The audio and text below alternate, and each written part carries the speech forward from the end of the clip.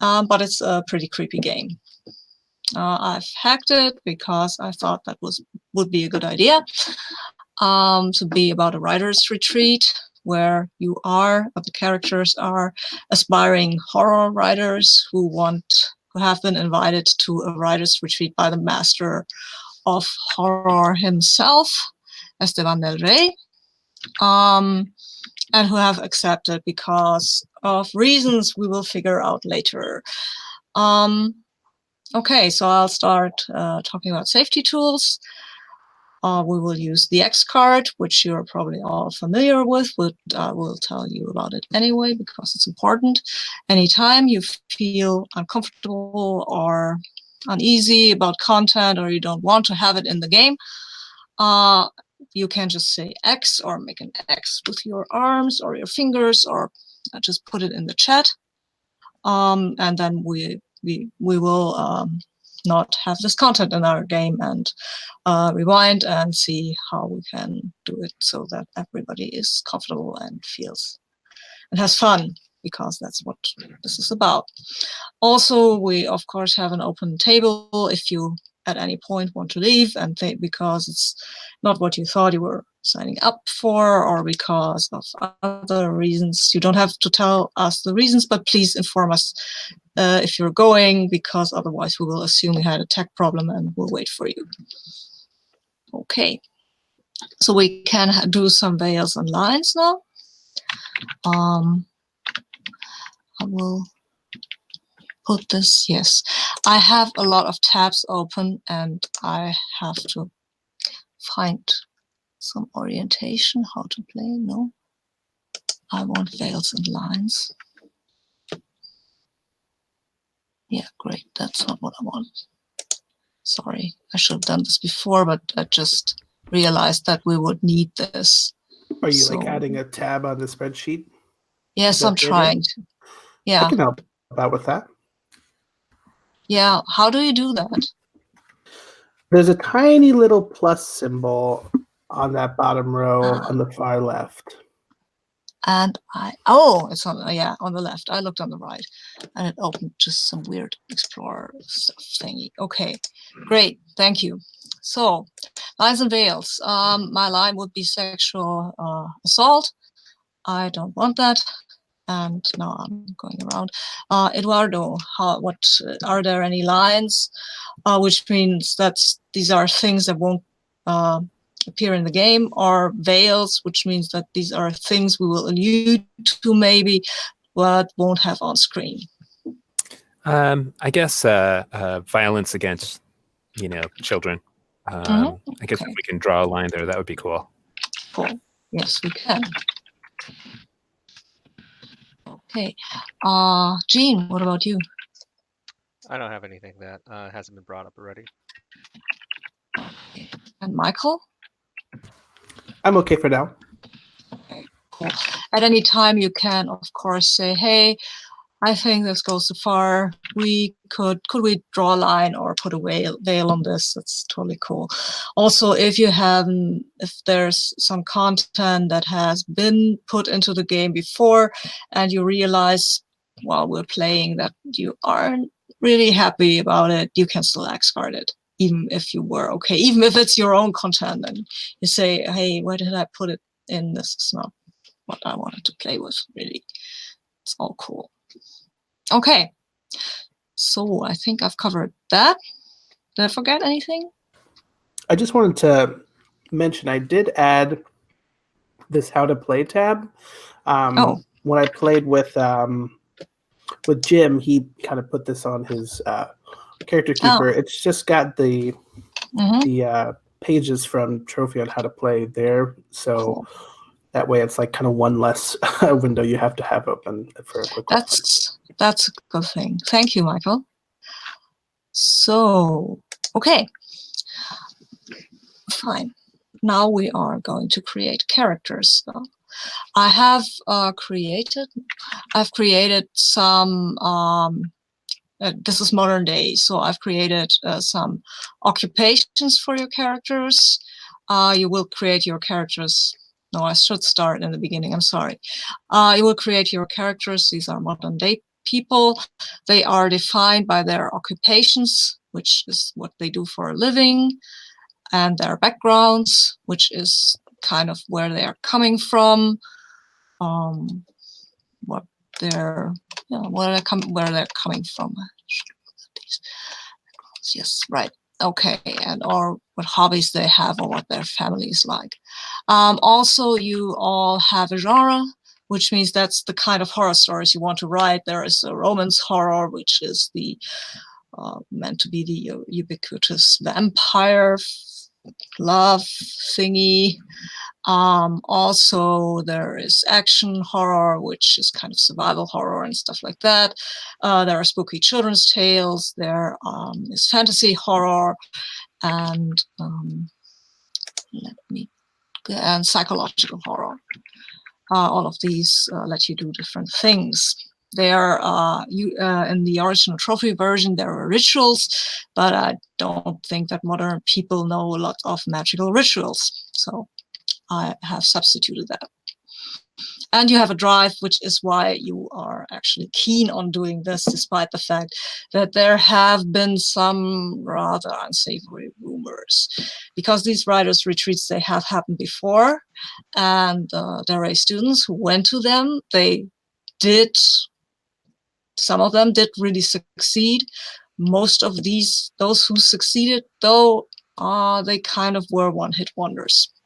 And they wrote the brilliant novel and then nothing. So that's kind of weird, but you still want to do this. If you just click on these tiny little arrows, the drop-down thingies, you can see I have thought about some stuff you could choose from, but if you have an idea from something that you want to do that is not in these drop-down fields, we can substitute your idea for what is in there.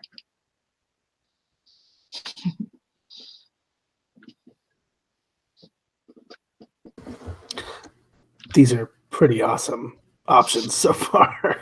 Okay, cool. Yeah, I've seen you've got that drive. Mm-hmm. Oh, cool. That's lovely, Michael. I like that. I like Houston already. Oh, a lawyer. Okay, yeah, that fits so totally well.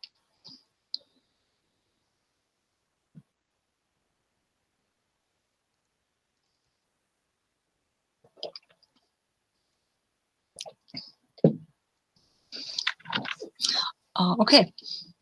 Well, you're. Mm-hmm.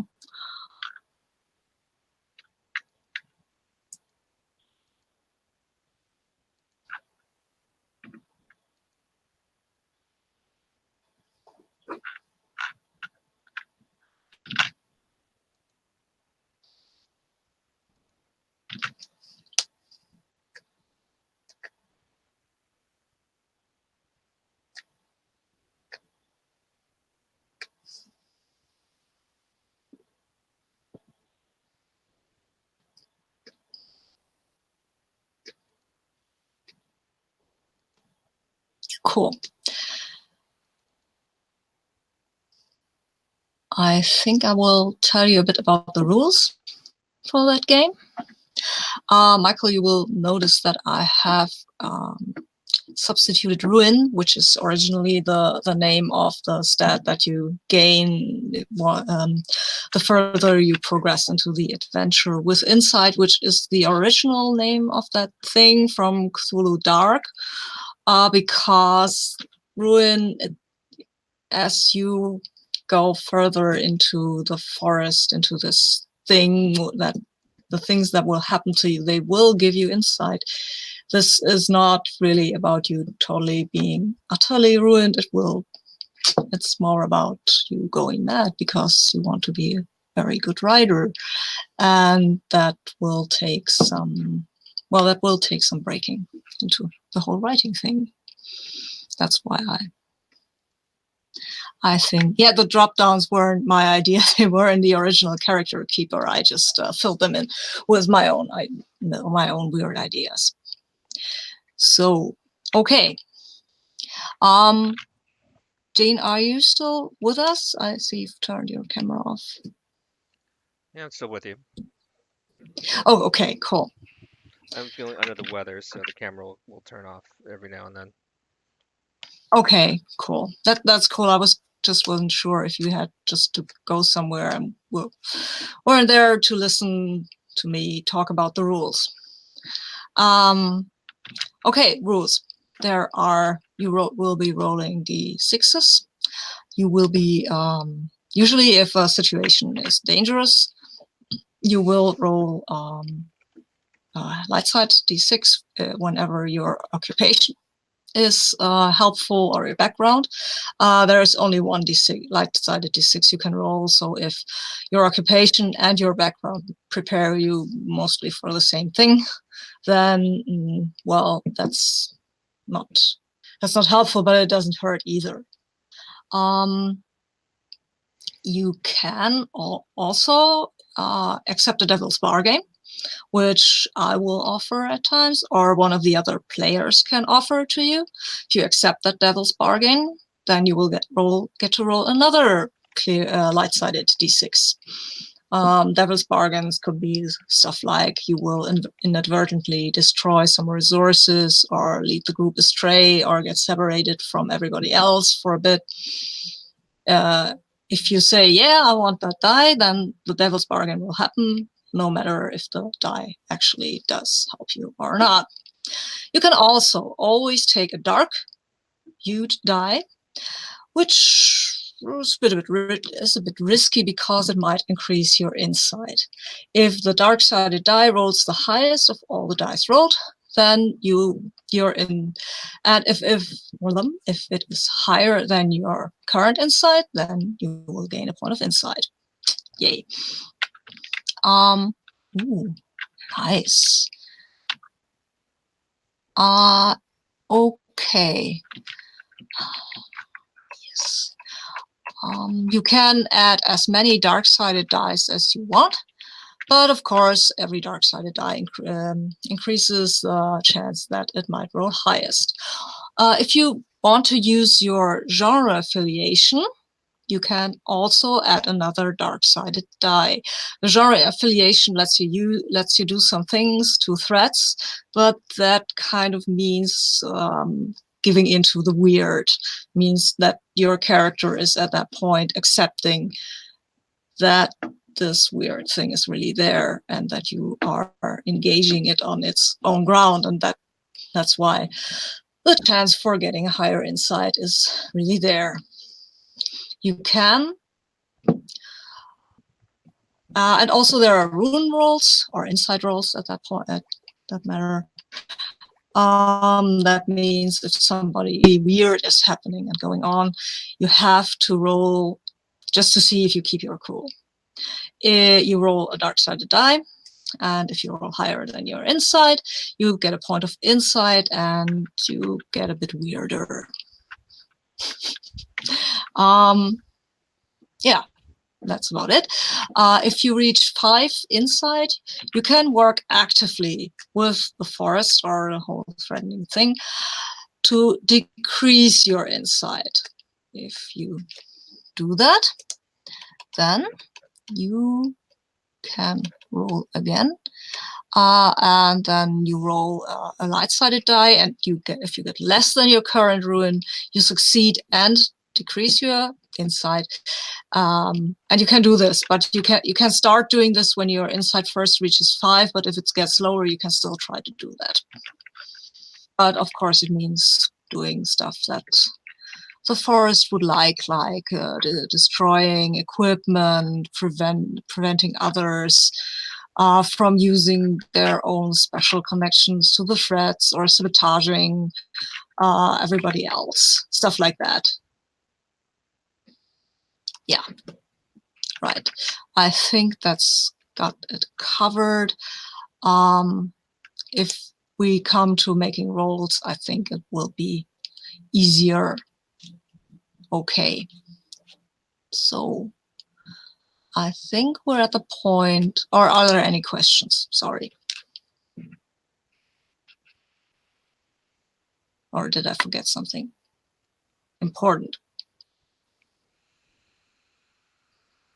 No, great.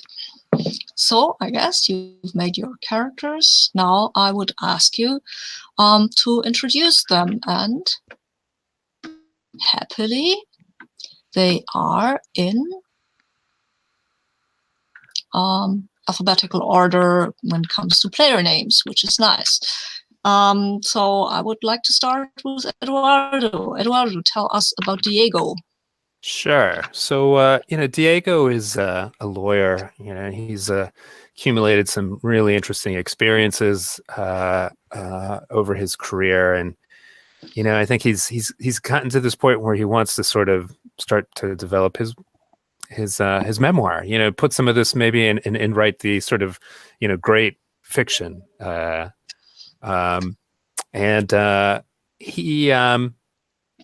he still lives with his mother, his very aged mother. I mean, Diego's kind of middle-aged, so it kind of frames, just this relationship that he has with his mother.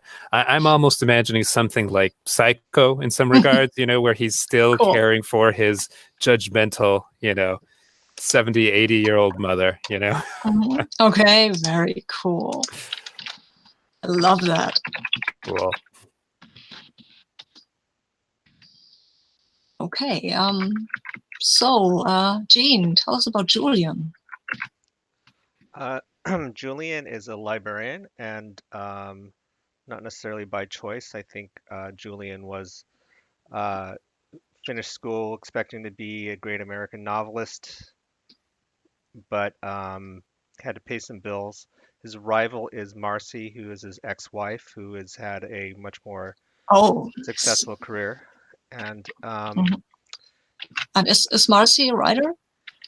I think she might be. I haven't quite figured that out, but definitely much more successful professionally. Okay, cool.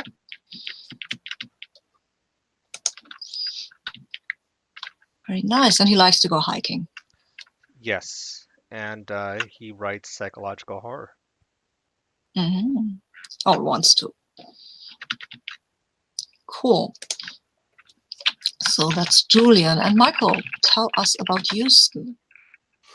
Sure, yeah. So Houston, his day job is a secretary. I think that that's not something he necessarily finds a lot of joy in, but he's content with it. But at night, he writes spooky children's books. And I think that he sort of has these recurring nightmares that he's had since a child of this sort of boogeyman type figure. And so he hopes that by writing these books that he can sort of exorcise himself of this demon, so to speak, that's been following him since a child. And maybe if he's successful, then he could quit his day job, but I think that's sort of like a secondary goal for him. I think he wants to meet this author because I think he wants to pick his brain a little bit about that. Yeah, that's what the whole writer's retreat is about, right? Getting this famous author to tell you how to do the writing thing, or to inspire you, things like that. Okay, I see you're a collector. What do you collect? Yeah, so that's we're thinking collector here, like collecting objects or something like that, right? Yeah, I think so. I didn't know if it was like a debt collector or something like that. A what collector? I'm sorry. A debt collector or like a tax collector type person? No. That's it's a collector of stuff. A stamp collector or comic book collector or any kind of really antique collector. Yeah. I definitely think he collects books of a similar genre that he writes in. And I think also fairy tales too, like a first edition Grimm's fairy tale would be his most prized possession. But obviously I don't think he's got one of those. So, Okay, but he would like to have one of those. oh yeah. Cool. Very good. Okay. Oh, that's quick. Okay, I've got to tell you, I have no idea how long this game will go. I have, as I said, I haven't played it. I said 4 hours should be enough, and I think it will, but it might be a lot shorter. Or I don't think it will be any longer. Michael, you've played it before. How long does this usually run? I think for 3 to 4 for 3 players, like 3 to 4 hours is a pretty safe bet. Okay, cool. Okay, so very well.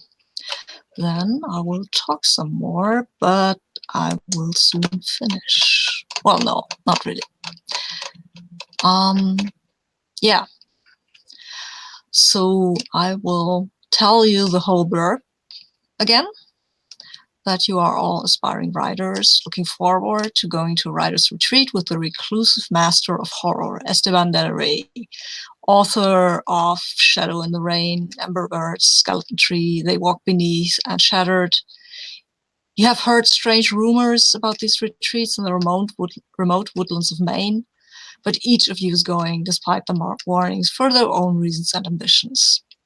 So what I would like to ask you now about is Del Rey's books. I've told you just some titles, I've thrown them out here, but what I would like to know is what are your favorite horrors from these books? What was the thing that really scared you? Things like Pennywise the clown from It or something like that. I think I will give you a minute or two to think about it, but if you've got an idea, just call it out.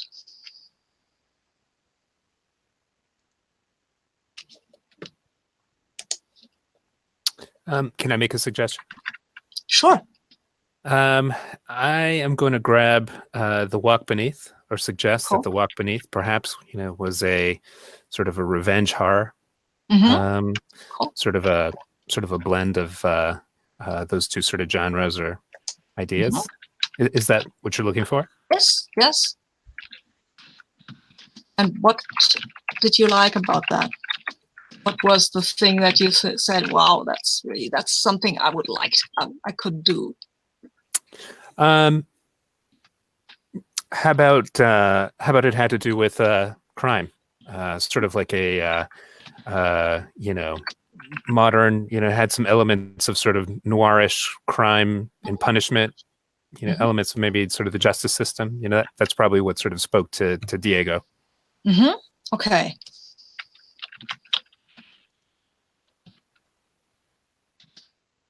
Crime and punishment. Okay, I can work with that. Cool.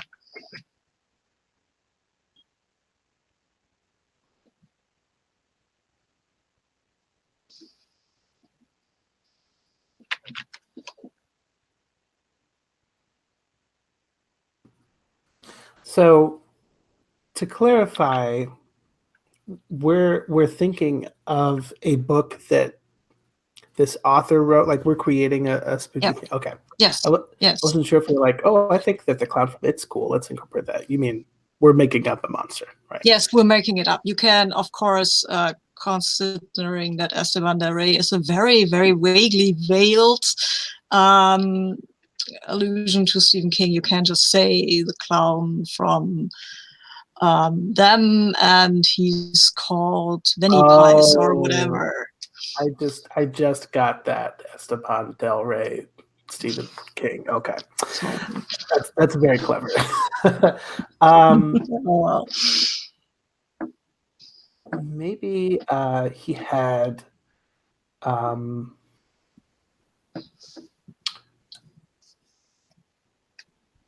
Ooh, did you have an idea, Gene? Because if not, okay, I'll keep rolling then.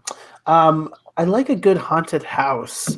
So maybe it was just like a house that itself was haunted. There weren't any specific ghosts or spirits or anything inhabiting the home. It was just the actual structure.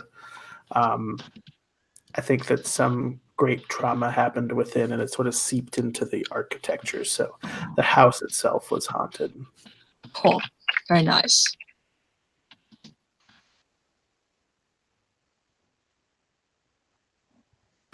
It's probably like a great scene with some creaking pipes or something, or like a door that like slams shut on somebody's hand. I don't know. Okay. Cool.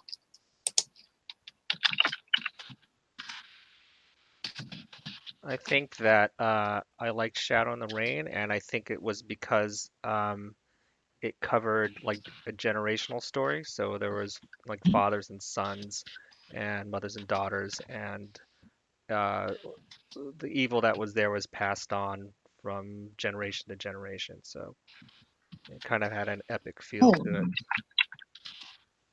Mm-hmm. Cool.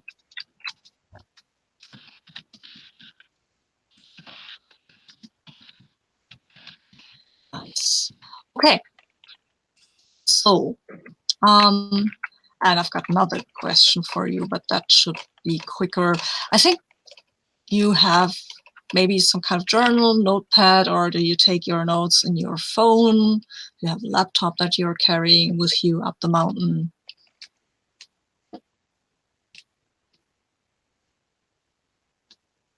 Or a leather-bound notebook? Is that a question, or is that a statement? Yes, that is a question. That's a question. I want to know what it looks like, or what you're using, or what your character is using. I think that Houston is also an illustrator, so I think that his is more like a sketchbook. Cool. He's got like some charcoals, I think, to draw and write with. Nice. I think he also has like that kind that you could like do rubbings with or whatever. If you found like a cool leaf, you could. Okay, cool.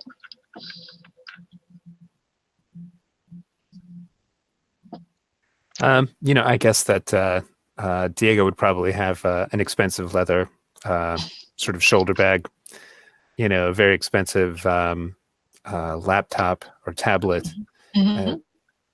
Probably, you know what I mean? Doesn't know how to use have the functions on it, but it's just sort of like, he oozes wealth, I guess. Okay, cool.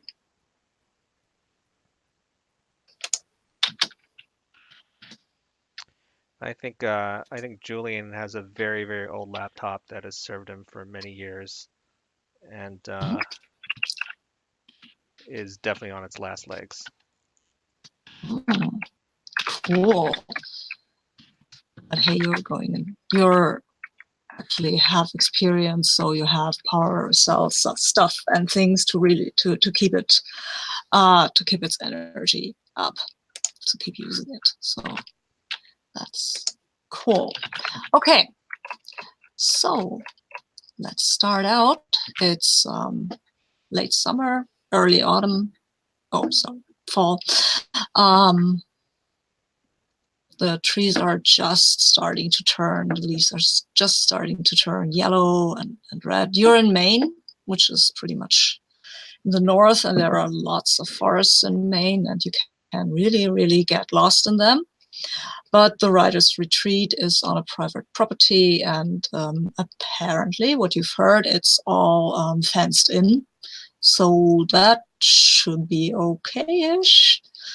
You're starting out from a small village where people are not very hospitable, but they're unhospitable to all of you. They don't seem to like outsiders. But they will point you to the parking lot where the writer's retreat is starting from. You have received an invitation to start this with a time and place. That's the parking lot, and there is a groundskeeper who will let you into the fenced-in property. You will meet there, I think, for the first time, or do you know each other from before?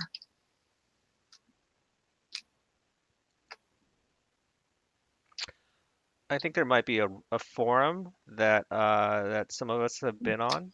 So I have seen the names but have not seen the faces. So Cool.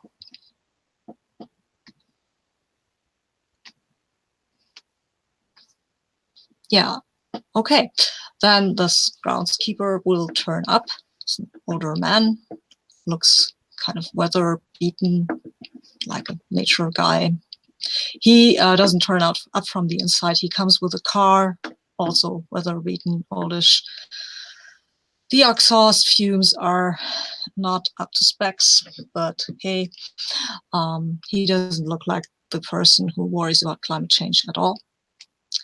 And he seems dour and not much into introductions or stuff like that.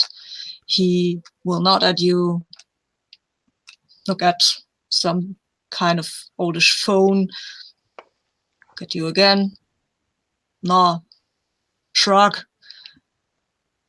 and then he will let you in.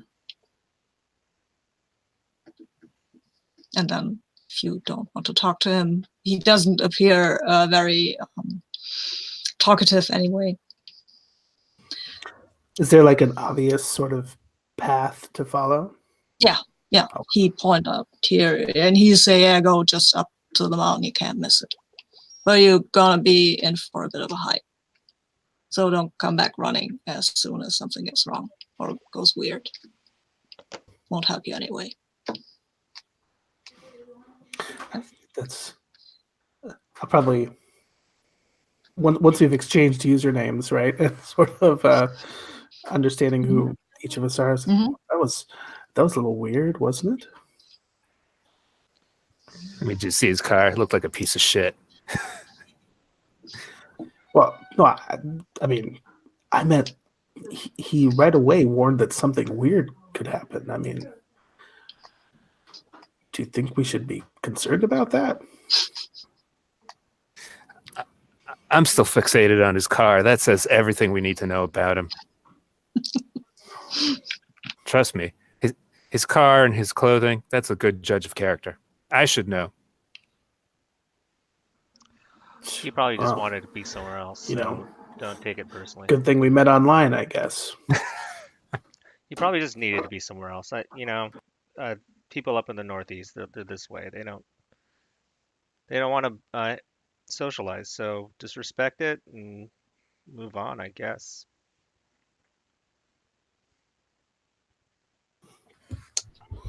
Okay. And as you are entering the forest, in the beginning, it's a nice day. It's not totally sunny and blue skies, but the sun is coming out every once in a while. And it's not too cold, it's not too hot. It's actually quite perfect day for hiking. And as you walk into the forest, there is a path, a trail. At first, it's really, really a good broad path, but it will become more narrow. But there is actually a signpost that reads "Riders Retreat" and points into the mountain, right, into the forest. It goes uphill a bit. And as you are walking, you can see when the sun comes out, the leaves of the trees, they appear to make shadows on the ground. Well, they make shadows on the ground, but these shadows, are these letters? That can be, right? They look strangely a bit like letters, and you almost feel as if you could read them. Maybe, what does that say? Fear or fame? Or is that pen? Or maybe penance?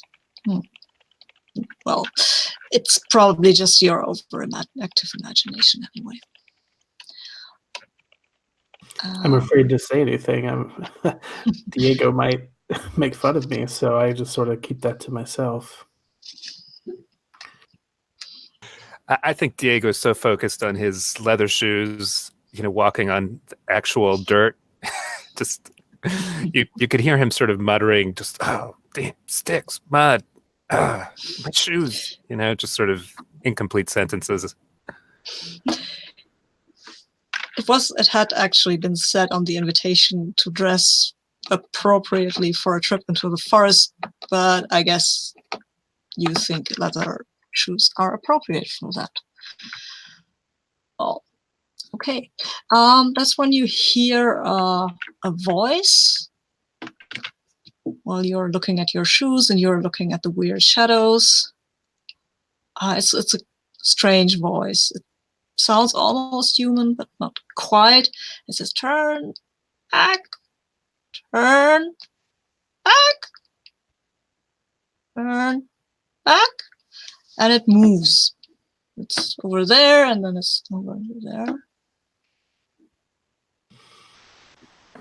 Is this some sort of a test or a bit?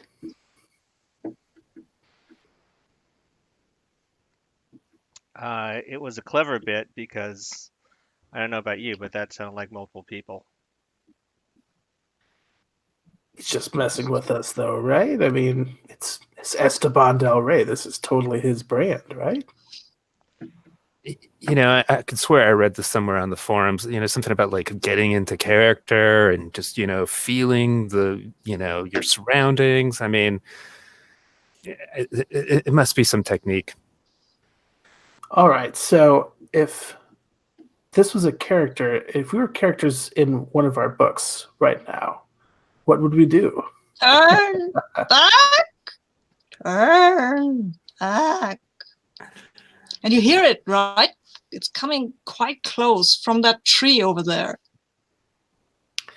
I don't know about you, but I've never read a horror book where someone turns around when somebody tells them to turn back. Right? That would just be the end of the story. That wouldn't be very interesting, would it?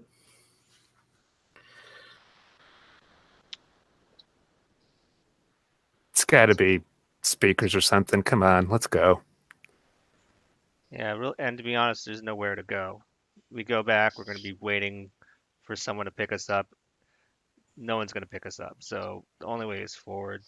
This has to be some kind of trick. So he is messing with us. This is what he does to all the new workshop people, and we all have a beer later and laugh about it. You probably will, because as you walk on, you can see on a branch, there sits a bird, pretty large bird, black, and then it looks at you and it says, turn back, turn back, and then it flies off. Well, that's a bit more advanced than a speaker. I could swear I saw that in a Sharper Image catalog. Come on. Let's just keep going, guys. Come on. Yeah, you keep going. It's a good idea. And you see this, you're on this old path, and it continues. So you can actually make some progress. And at one point you start, you see that in one of these trees there is a name etched into it, or scratched into it, carved into it, right? That name is Tony Rogers, and you recognize that name. That's one of Del Rey's former students. Under the name Tony Rogers is written Risen, which is actually the title of the book Tony Rogers was famous for. And as you continue, you can start to see other carvings in the trees where other students carved their names and the names beneath them that appear to be titles of books. Well, I'm looking forward to carving my name in that tree right over there. Why don't you? Do you think we have to earn the right to come back here, or should we just start now? Well, what is the name of your book? Well, I'm working on something right now. You know, I find the hardest part is thinking of a title. don't you? Mm, I never name anything until the very, very, very end, like right before I send it off. So you've been published then, huh? Well, magazine articles about, library science, but, you know, it's the same thing, right? Well, that's more than I've accomplished, I guess. Yeah, well, you're here for a reason, so, there's got to be something to your writing, so you got to walk the walk, right? Fake it till you make it.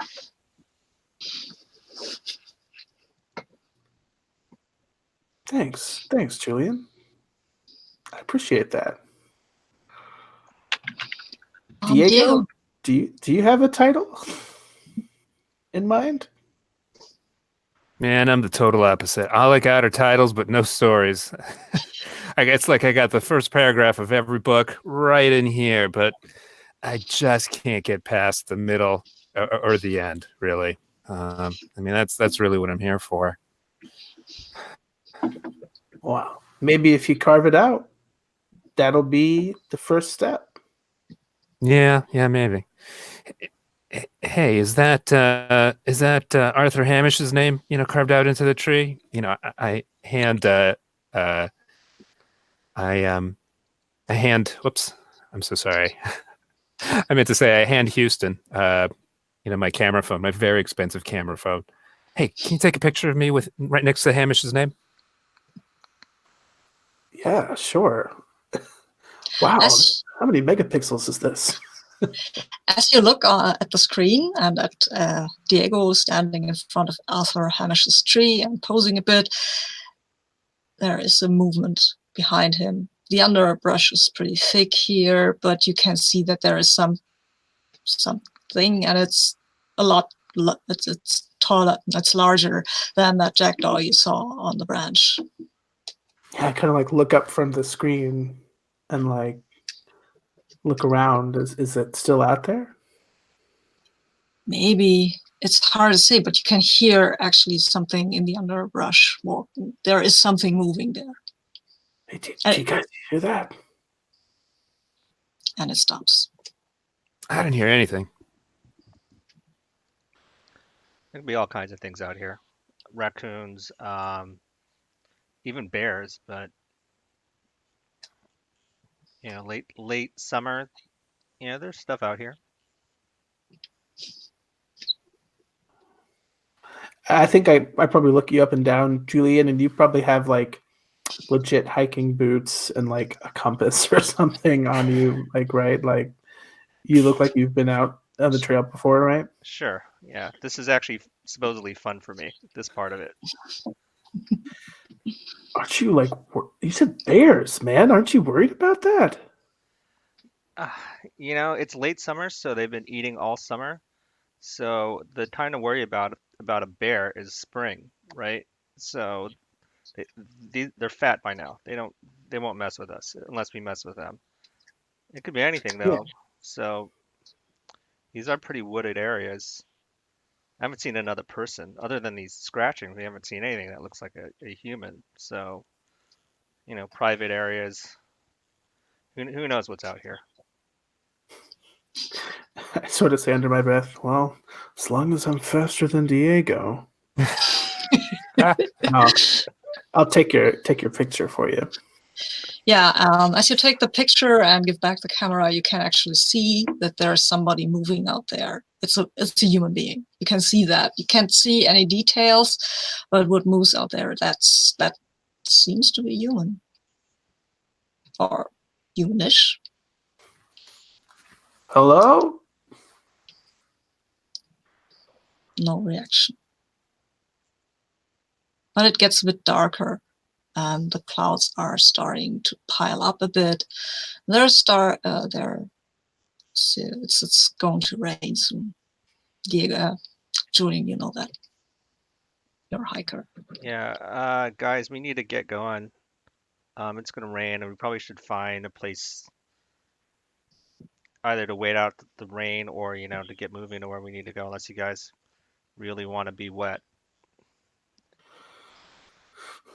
Not particularly. Maybe we can find a bear cave. Maybe not so good an idea. Yeah. There's got to be something on this trail. Yeah, probably. As you move on, you see the person that is shadowing you as well. You can't see right because it's in the woods and it's moving weirdly fast, but it seems to be a woman, maybe, or a boy with long hair. Hard to say, but it's shadowing you. You can see that it's following.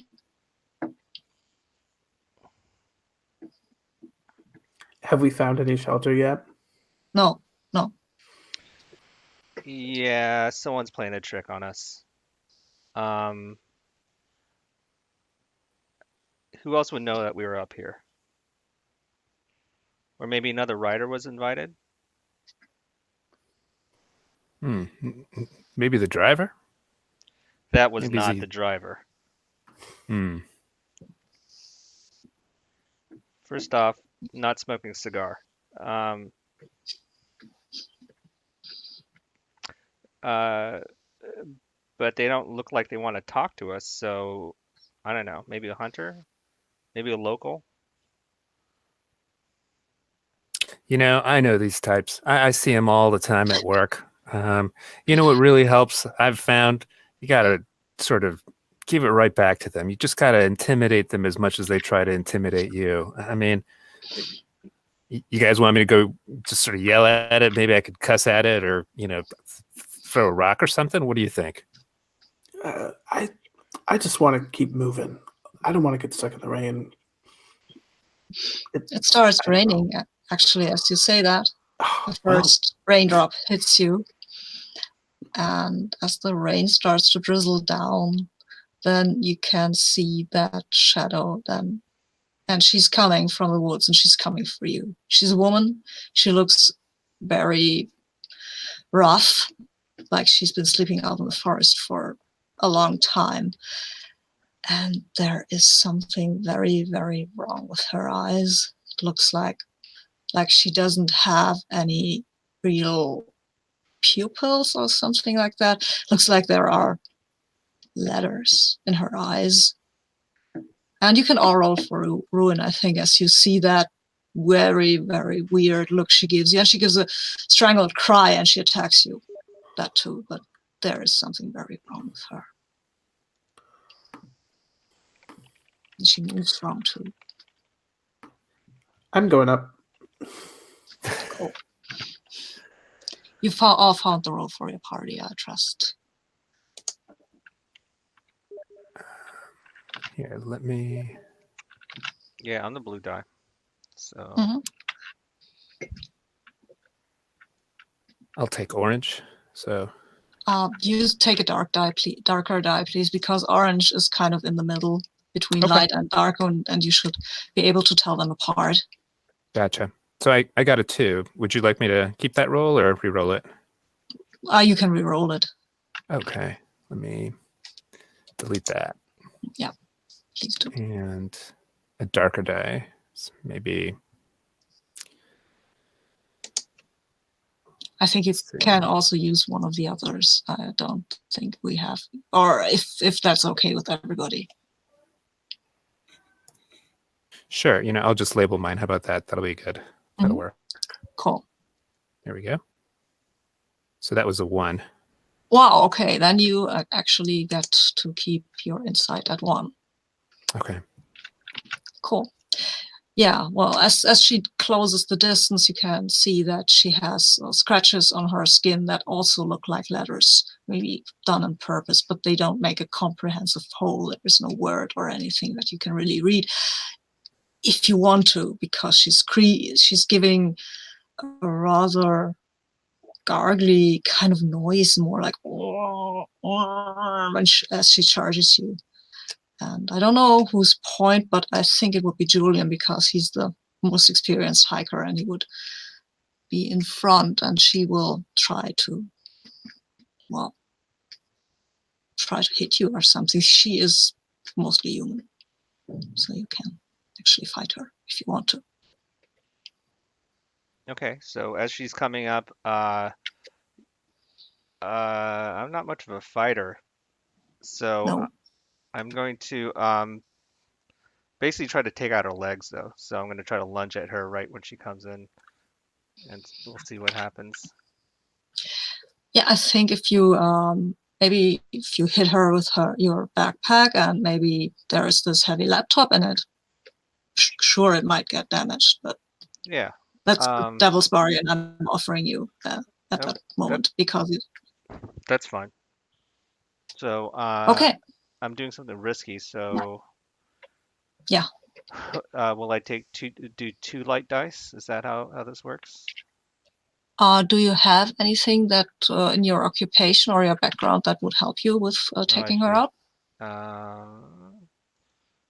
I don't know.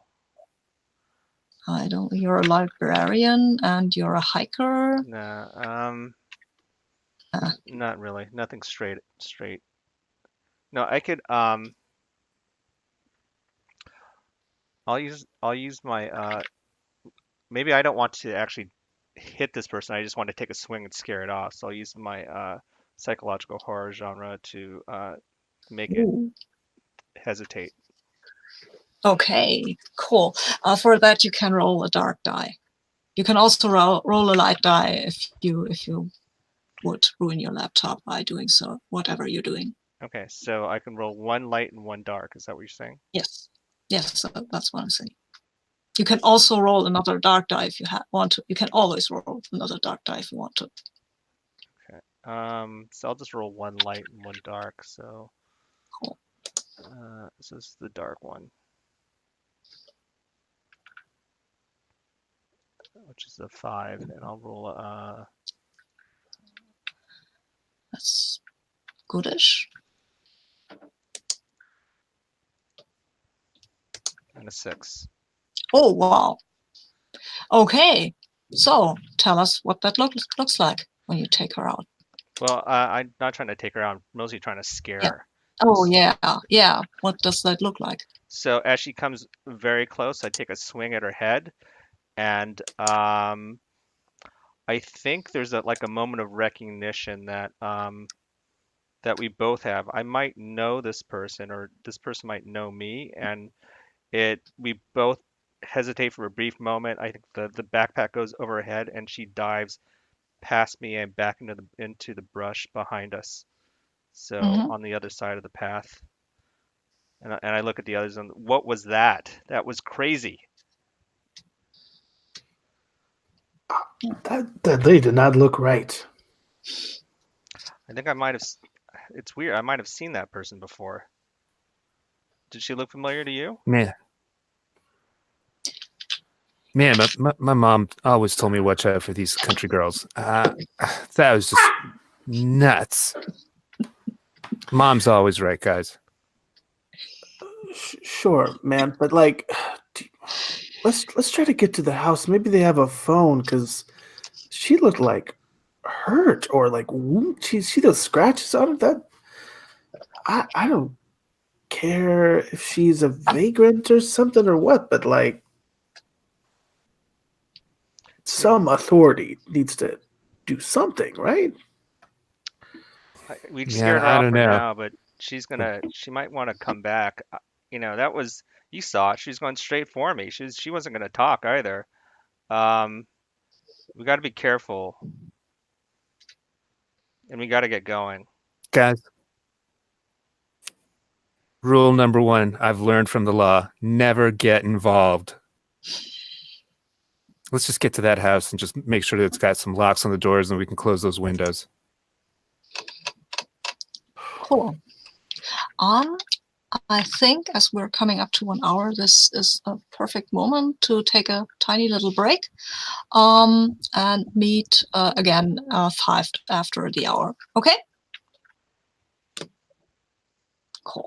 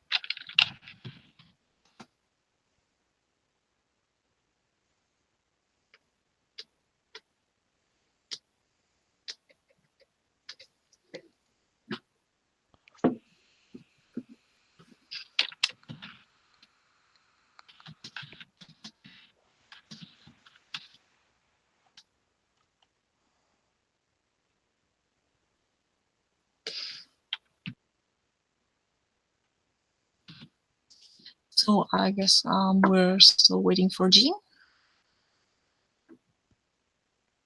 Cool. Very nice. Ah, there he is. Okay.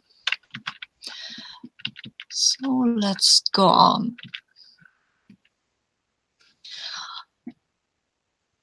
As you continue through the forest,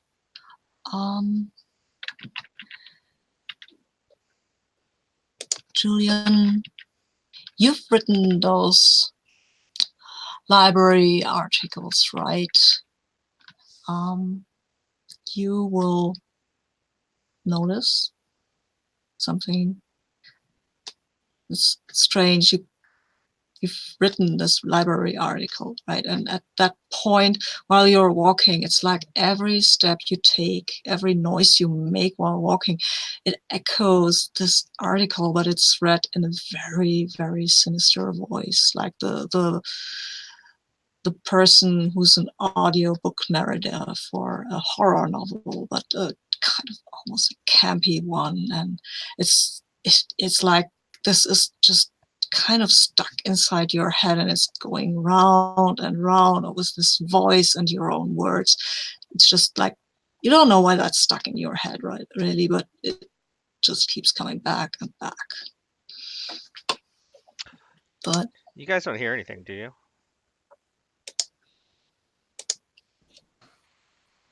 All I hear is this rain and the sloshing of the water in my shoes. I could I don't know. I'm not feeling too well. Maybe you could guide us through. I'm gonna just hang back for just a little bit. I'll catch up. Well, you're certainly fully immersing yourself in the horror genre. I mean, I've done this many times in Big Sur, so I maybe the altitude's a little different, so maybe it's a little hypoxia or whatever. I just need a minute. Something's going on. Come on, Houston. Let's get out of the rain. My shoes can't get any more water, and I'm getting waterlogged here. Oh, all right. We'll see you in a bit, Julian. Stay safe, dude. Stay on the path.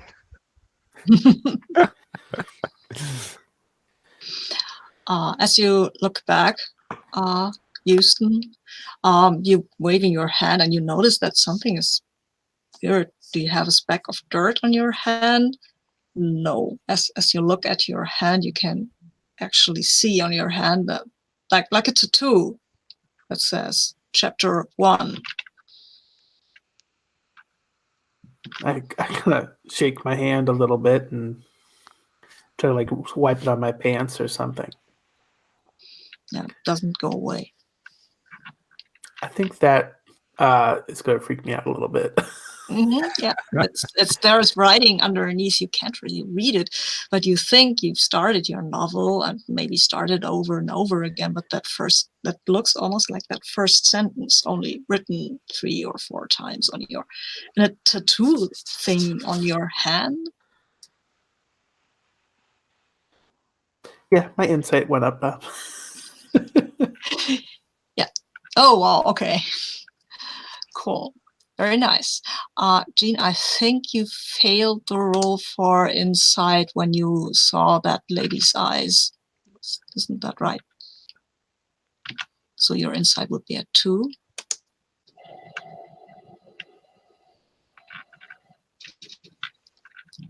Okay, cool. Yeah, that's, yeah, well, okay. So, yeah, you're just walking, right? And you see in front of you, as you turn a bit of a corner, you see a little gazebo. It's not a full, it's not fully a gazebo. It's not just, it has got walls, but it's open and on one side. It has a roof and 3 walls. It's kind of roundish. And there is a signpost in front of him that says Hall of Fame. Oh, thank goodness. A roof. Yeah, I think I'm pulling Houston by his jacket. I mean, just dragging him, with me. Just come on. We got to get out of this rain. You had a bit of a hard time understanding what Houston was saying. He was a bit stuttering, maybe. Houston, you didn't really notice that, but it was pretty clear to Diego.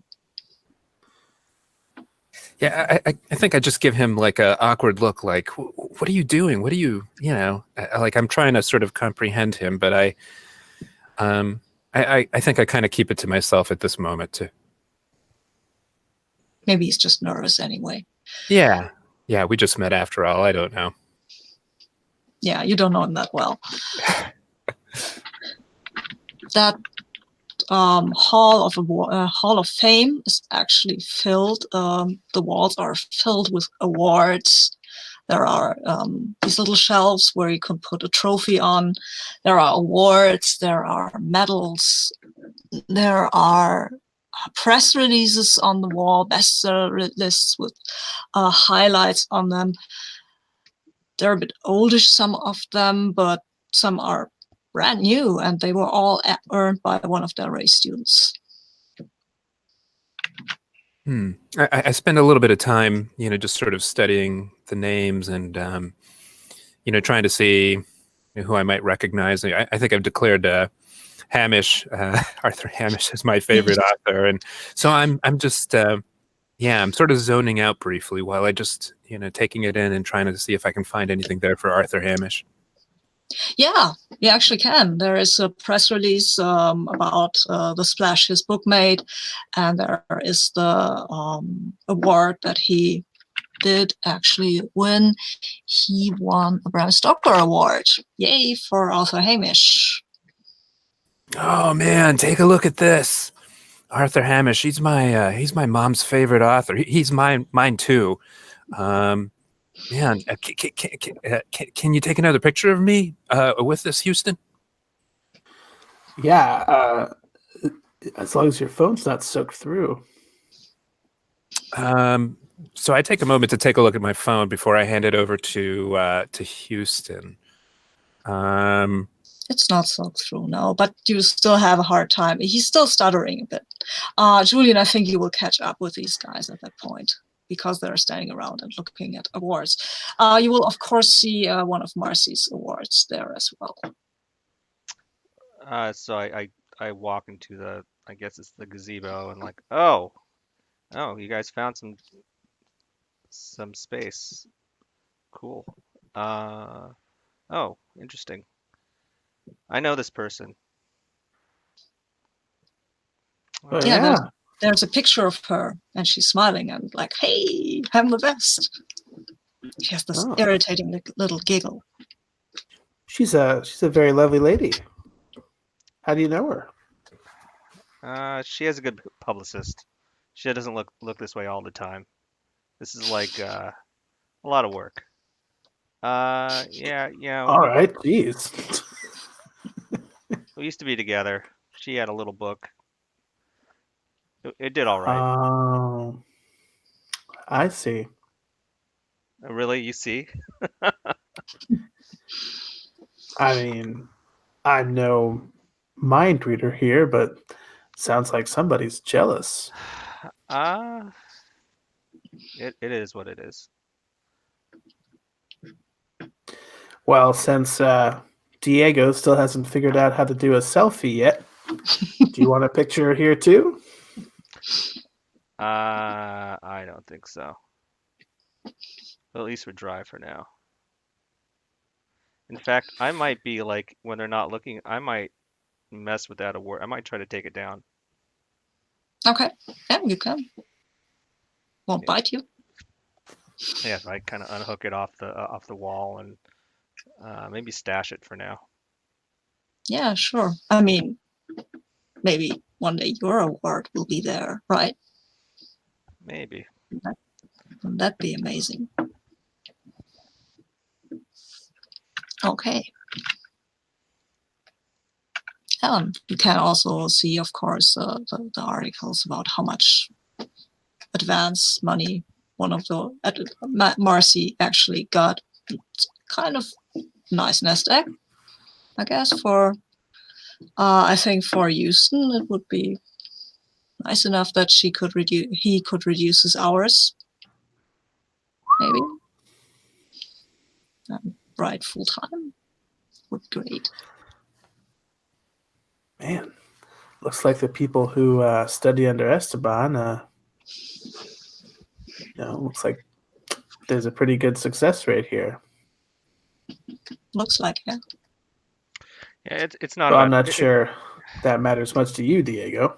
It's not about talent. It's you got to get the right agent and you got to get a break. Hey guys, I'd rather be we're talented here. than lucky. Hey, look, just the fact that we're here means we're starting to make it. This might just be our break. Come on. Yeah, as you say, come on, you notice that the rain has let up outside. I think I gotta put my slightly damp socks back on. Well, as nice as a paycheck would be, I'm not really here for fame or fortune, really. What's your goal? What we all want fame or fortune. What are you talking about? Look, we all write some creepy stuff. We read even creepier stuff, right? Does that ever, get to you guys at all? What do you mean? Jesus, we got attacked by some wild woman out there in the woods. Yeah, well, she had issues. I'm a little shooken up about it. Whoever that was, she had issues. In fact, we might see her again. But what are you talking about? As you're saying that, you can see on one of these press releases, there's this woman. She looks actually a bit like that white woman in the wood. Huh. Susan Dark. I think my train of thought kind of derails when I see that. It's like, wait, is that her? Could be.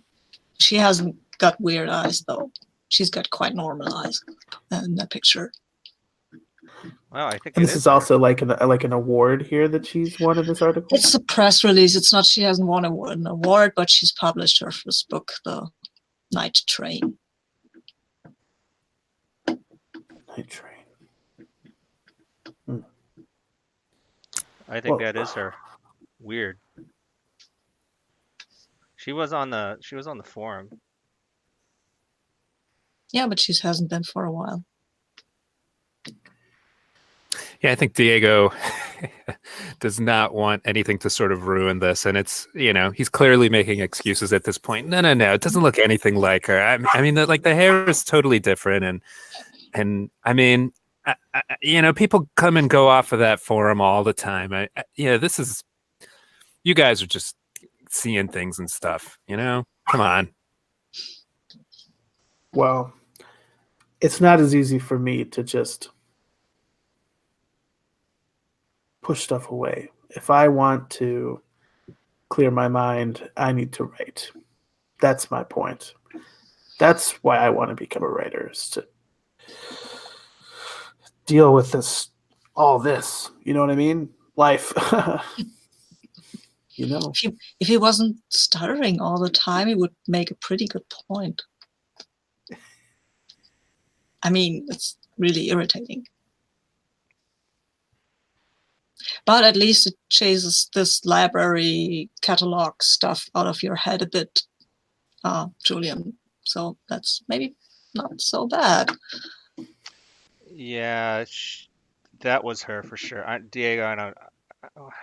That was definitely her. I saw her. Something has happened to her. She. I don't know why she's here. Maybe writing that book was a lot of stress or whatever. Maybe she's hanging out with Del Rey. I don't know. But that was definitely her. Look, I mean, maybe it was her, maybe it wasn't her. I don't know. I'm just saying. Look, we're here right now. Let's make the most of it. Let's find some cover for our heads, and I want to get these wet shoes off. I mean, man, these shoes were about like $1,000, and they are totally authentic. If I don't get them off my feet, they're going to start to shrink, and they're going to smell bad, and then I'm going to have to go buy some new shoes. So come on, let's just get out of here. Yeah, because you don't really make enough money as a lawyer. Everybody knows that. Well, okay, since the rain has let up, are you going on or are you staying there? I think we need to keep going. What do you think, Houston? Yeah. I agree. As you leave the gazebo, you walk through the forest and you hear something like it's a radio or something somewhere in the forest. It's clearly a radio voice, like there is this white noise mixed in, so you can notice there is this electronic quality, and it's saying monotonously. It's saying words. It's saying India, Mike, Alpha, Golf, November, Tango, Oscar. And then starts from the beginning. It's just a radio voice, though. And you can really ignore it because it doesn't do anything. That's weird. It feels weird. The whole forest it's kind of getting later and the sun is slanting around, and there are still those shadows on the ground that almost look like letters, like words. And then you start to notice these birds that are sitting besides the path. They are sitting on branches of the trees. Different birds, not all the same species, but they're all kind of orangish, reddish colored. This might be a hawk, blackbird, smaller birds, bigger birds. They're all sitting on these branches and they're all looking at you. And that's not imagination. Probably not. They're looking at you. And as you drive, That is not normal. no, Julian, you're pretty sure that's not normal. Well, they're here for a reason. Maybe there's some kind of food source. Maybe they nest nearby. Maybe Del Rey has like a exotic animal thing going on. But it is weird. Houston, don't fuck this up for me, man. This is so important. Mom told me I've got to do this if I'm going to be a real writer, okay? Come on. Look, man, I didn't tell these birds to line up like a choir. This is not right. As you what's up say with the this word radio? choir, as you say the word choir, one of these birds just starts off its branch and starts shrieks a word, and it shrieks "Nebula," and then it bursts into flame and comes falling at you, tries to hit you. Oh, geez. And the other birds are starting to flap their wings and they start to shout as well. I can make a threat seem more harmless as a spooky Cool. children's book author. That's a good So, idea, maybe. I think this is just a trick of the light. With this red and orange colored feathers, it's just when it flutters by, it looks like flames for a moment. At least that's what I hope. Okay.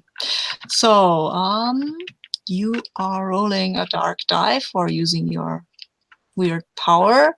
Anything else you can use? Unless somebody has a devil's bargain in mind. You have calming as a secretary. That might help, I guess. Yeah, because that's what you want, right? You want this whole thing to be more harmless, more less Right. violent. Yep, that makes sense. Cool. So go ahead. Roll a dark die and a light die. First, I'll roll my light die. Cool. I think I need to refresh the... Oh, I didn't put a number in. That would help. Mhm. Okay, that's a 4. And then I'll re-roll my dark die. That's a 5. So that counts as a ruin roll. So your That's insight right. goes up. Very nice. Okay. So let's see. Yeah. Lovely. Okay. Weirdly enough, what you do is, yes, these birds they aren't burning anymore, and they are not firebombing you, but they are still coming at you. They are not burning, which is nice, but they're still trying to attack you. And I think you should try to get away from them, like with risk roll. yeah, so I think I'm just like kind of waving at them with like my leather sketchbook and like ducking my head and trying to run further down the path. Yeah, these other two guys are also there. You have forgotten what their names are, really, but they're still there. You still see them, and you weirdly enough, birds? The birds are still there. Yes. So I mean, what? Are the birds attacking them or just me? No, they are attacking all of you. Okay. Well, whatever their names are, we kind of move forward. Yeah. So what do you want to use for your risk roll to get away from them? Yeah. Well,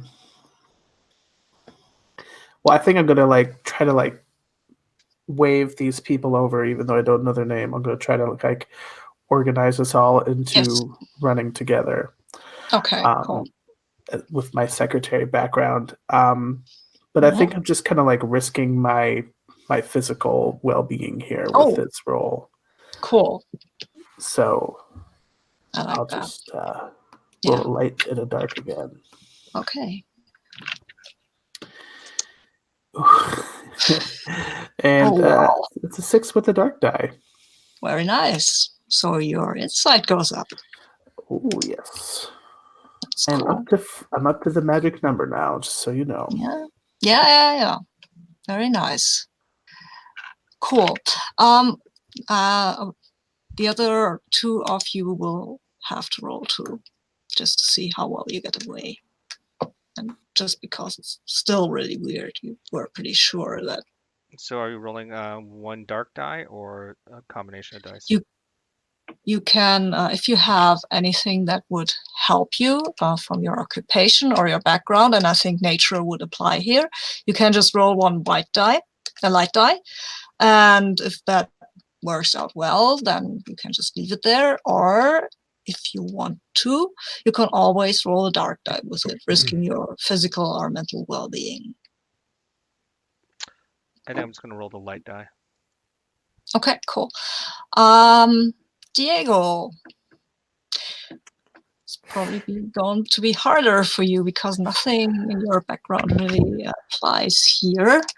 Right, that's what I was thinking. So I think I'm just going with the dark die then, right? Essentially, that's. Yeah, but if you would get hurt a bit, I would offer you that. But you take a physical injury and get a dark die for that. Okay. That's actually you'd get a light die for that. That's a light die for that. I think I understood what you meant. Yeah, that would actually be pretty interesting. Would you like me to suggest a devil's bargain, or do you want to go ahead and suggest one to me? How would you prefer? I would suggest that you get hurt as a devil's Okay. bargain. Yeah, I think that would be a nice little story element. Maybe like a, run, trip on a branch and a twisted ankle or something like that. Or do you think something, does that seem fair? Yeah, that seems fair. Or maybe you break your wrist or something like that. Okay. So let me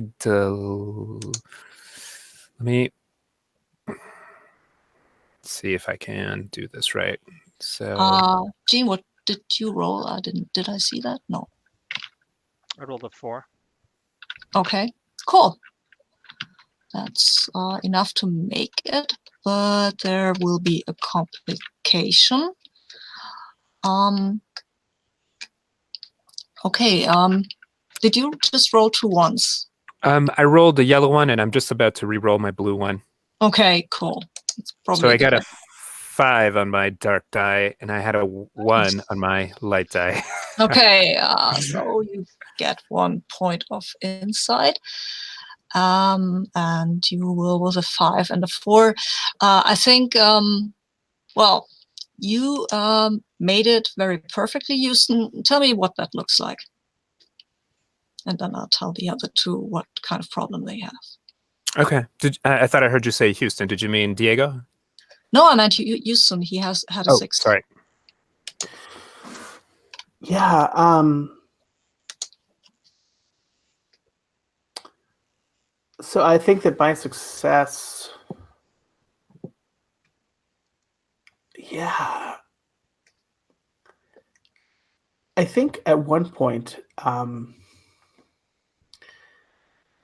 I just literally smack a bird with the book and like physically goes flying. And instead of just like waving him off. And that sort of emboldens me a bit. And I'm just sort of like whacking at these birds. And just sort of feeling a bit more confident and just making a bit faster pace out of and away from them. Okay. Maybe they know not to mess with me now.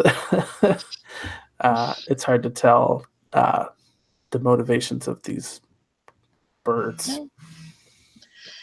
For the other 2 of you, well, for you, Eduardo, I think the complications that you actually fall and break your wrist, or at least, I don't know, twist, or I'm missing the word now, hurt your wrist, like really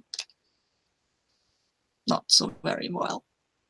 You just lie there and you're a bit stunned, actually. And now you can describe how this still ends well for you without you being eaten by the birds. Yeah, I think he just uses his leather sort of shoulder bag just to kind of like, just kind of feebly sort of smack the few birds, or at least kind of scare them, the few that might come after him. But he's on the ground and he's I guess he's cradling his wrist and just oh mom, I never should have done this. Yeah, well, every time you say mom, you can hear a weird echo, like she echoes your name back at you. You say mom, you hear Diego with this slightly disappointed undertone that she does so well. The others hear it too. And we come back to Julian. You were running as well. For a complication, I think you get separated again from these other 2 for a bit. Okay, cool.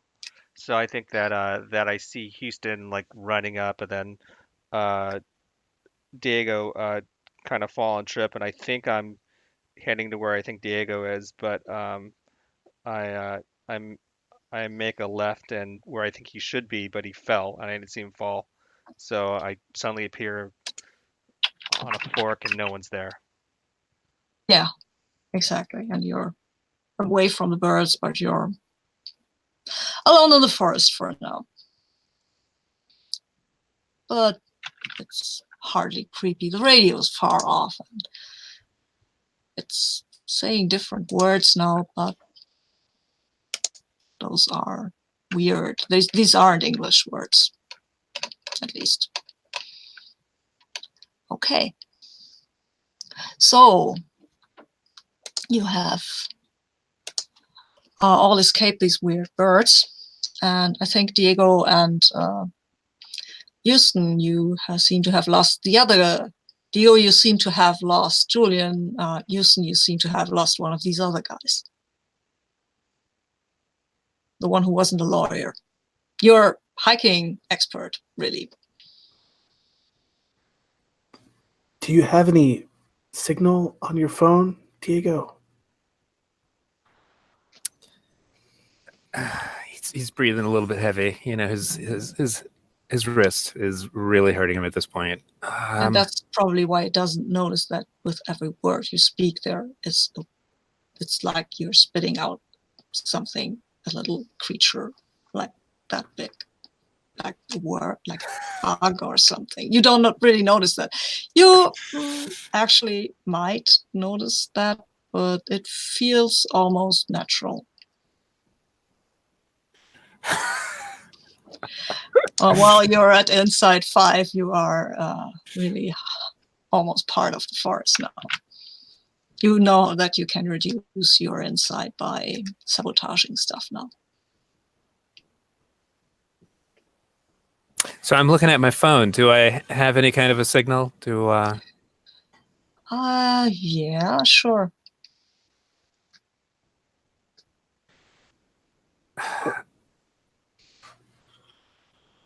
We need to call somebody. I don't know what 911. A cab company. Mother. And you hear again this echo, Diego. Did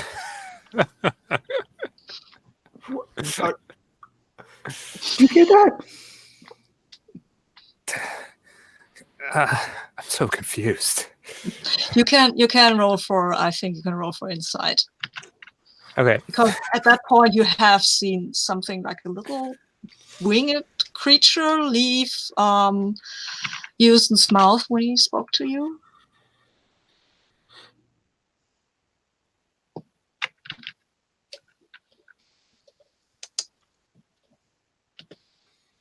That was a 6. Oh, okay. So your insight goes up.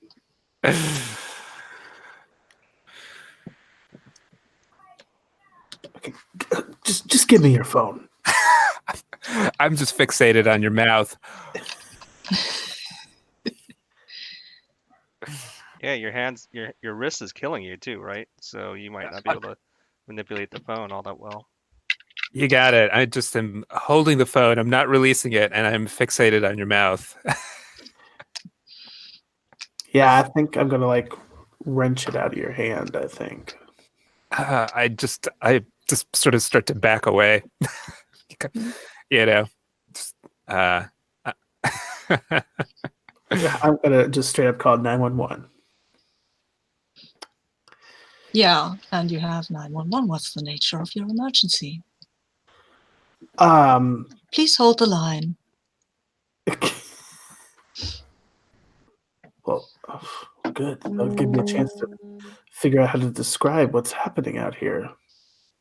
Please hold the line. Please hold the line. And that really gets on your nerves.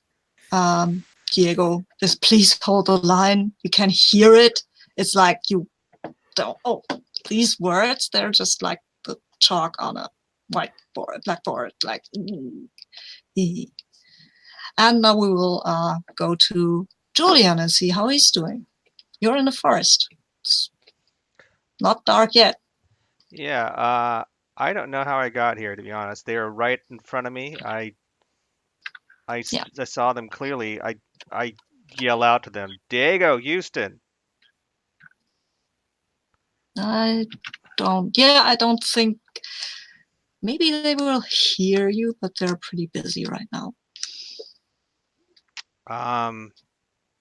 They were just here. I have no idea why they're not responding. Yeah. So I look. Maybe. Yeah. Who knows? Do I still hear the radio noises? Yeah. True. True, Michael. Yeah. Yeah. What about a path? Is there any path? You know what? I'm gonna look for a They're path. not. Okay. So give me a roll. All right. So Because you're looking for a path. The path. okay. Or So one path. I am skilled at noticing things out of order because I'm a librarian and I'm also a hiker. So Mm-hmm. Yes. what am I rolling? You get one. You roll one white die, and you can, of course, always take a dark one additionally, if you're risking your mental or physical health. I will roll also a dark die. So Cool. I didn't intend to do that one, but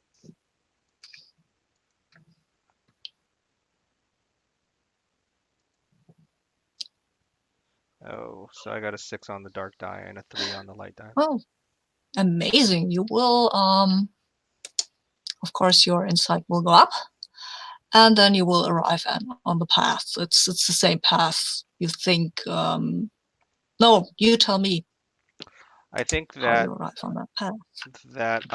I kind of just triangulate where the path should be because I knew where it was. So I kind of cross through some thicket and get turned around again, but I end up on the path and I look on the ground and there's no footprints. So I think I figure out that I might be ahead of the other two at this point because I don't see their footprints. So I call out their names again and don't hear anything, I imagine. Oh, I think they will hear you now. I mean, Houston won't recognize what you're. There's somebody shouting weird words, but Diego, you will recognize that. That's that. These are your names, of course. You know that. Can I call back? Yeah, sure. Yeah. If you want to. So yeah. I mean, I call out to Gene. I just just yell his name repeatedly. Okay. What are you saying? I think this phone keeps saying, like, please hold the line, please hold the line. Yes, it does. And I just get so infuriated that I just chuck it. Okay, cool. So you can roll a light die to recover your insight a bit. Hopefully.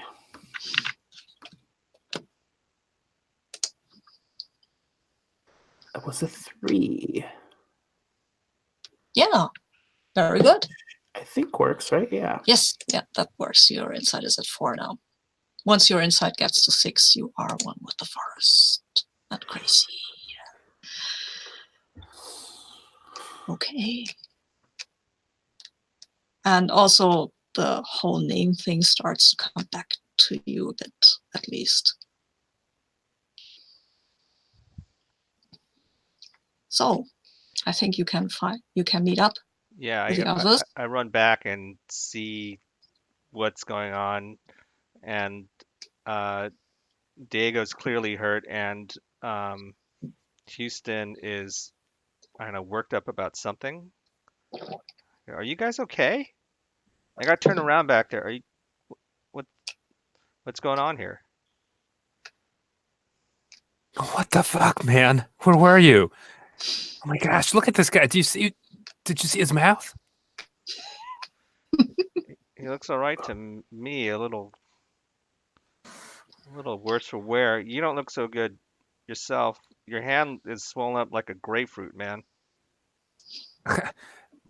Man, I could swear I saw something coming out of his mouth. I mean, just talk to him. What are you talking about? And there's actually something coming out of his mouth, like a kind of, I don't know, like a little birdie thingy, just like this big. I don't know if you can see what I'm doing, but like this big, just coming out and flies away. Look, Okay. we've been out here in these woods, and we're hearing things, we're seeing things.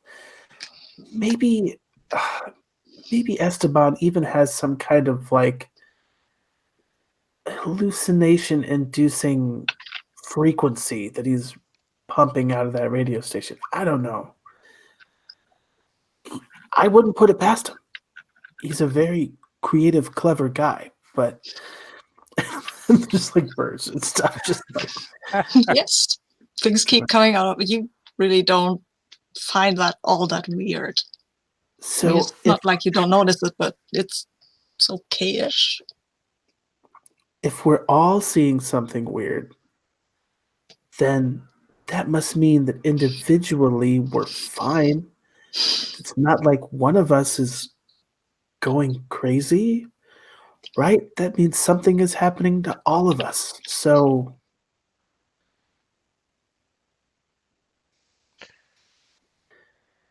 back me up, Julian. You seem like a rational guy. Something is wrong with you, man, and I don't know what it is. Do you feel okay? I feel fine. What are you going on about? There's stuff coming out of your mouth. Can I like feel anything if I like touch my lips? There are your lips. And I do that, but then I look down. Is that tattoo still on my hand? Yeah, that tattoo is still here. It's a bit clearer and it's going up for a bit longer, but these are actually quite good. That's what you meant to write. Hey, like I said, if we're seeing anything right now, I'm hearing voices. You're hearing voices. It's something happening to all of us. Okay, we just have to stick together. Let's just find Esteban, and Hamish is going to be there and laugh, and you can I don't know, take a jab at your ex-wife and we'll be all good. Don't you want to carve your name on a tree? I think I kind of tuned out Houston for a bit. Maybe I helped Diego up and look at his hand.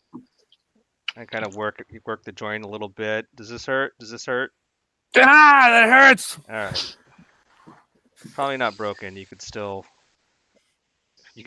see your hand for one. Houston, why don't you shut up? The more you talk, the more that stuff comes out of your mouth. The better off we're all gonna be. Diego, Go ahead. keep an eye on him. Let's get the hell out of here. I'm holding my leather sort of shoulder bag in front of me to the extent that I can with one hand, like sort of like to try to shield myself from Houston, and just muttering expletives, just what the God, and we gotta get out of here, Julian. I mean, just forget this guy. Let's just get out of here. You guys keep up, and I just charge ahead. I need to get out of here. Yeah, you follow the little path, I guess, or do you go into the forest? We follow the path. Cool. So, weirdly enough, it's not the same path you came from. You must have gotten turned around because as you walk there, you see there is a guy sitting in front of the tree, and it's actually what was his name? Hamish, Alexander Hamish.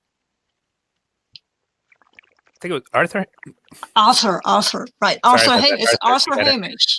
It's Arthur Hamish, actually. He's sitting under the tree, and he has a feather in his hand. It's like a writing feather, and some paper, and he's writing. Just like nothing ever happens. Nothing weird ever happens in this forest. He's actually, he's a pretty popular guy. Arthur? And he looks up and he says something like, "Hi," but he says something. But and Julian, for you, it sounds like he's saying hi. For the other two of you, it sounds like he's saying something like maybe a greeting. Maybe it's British or something. He's supposed to be British or Scotch or something like that.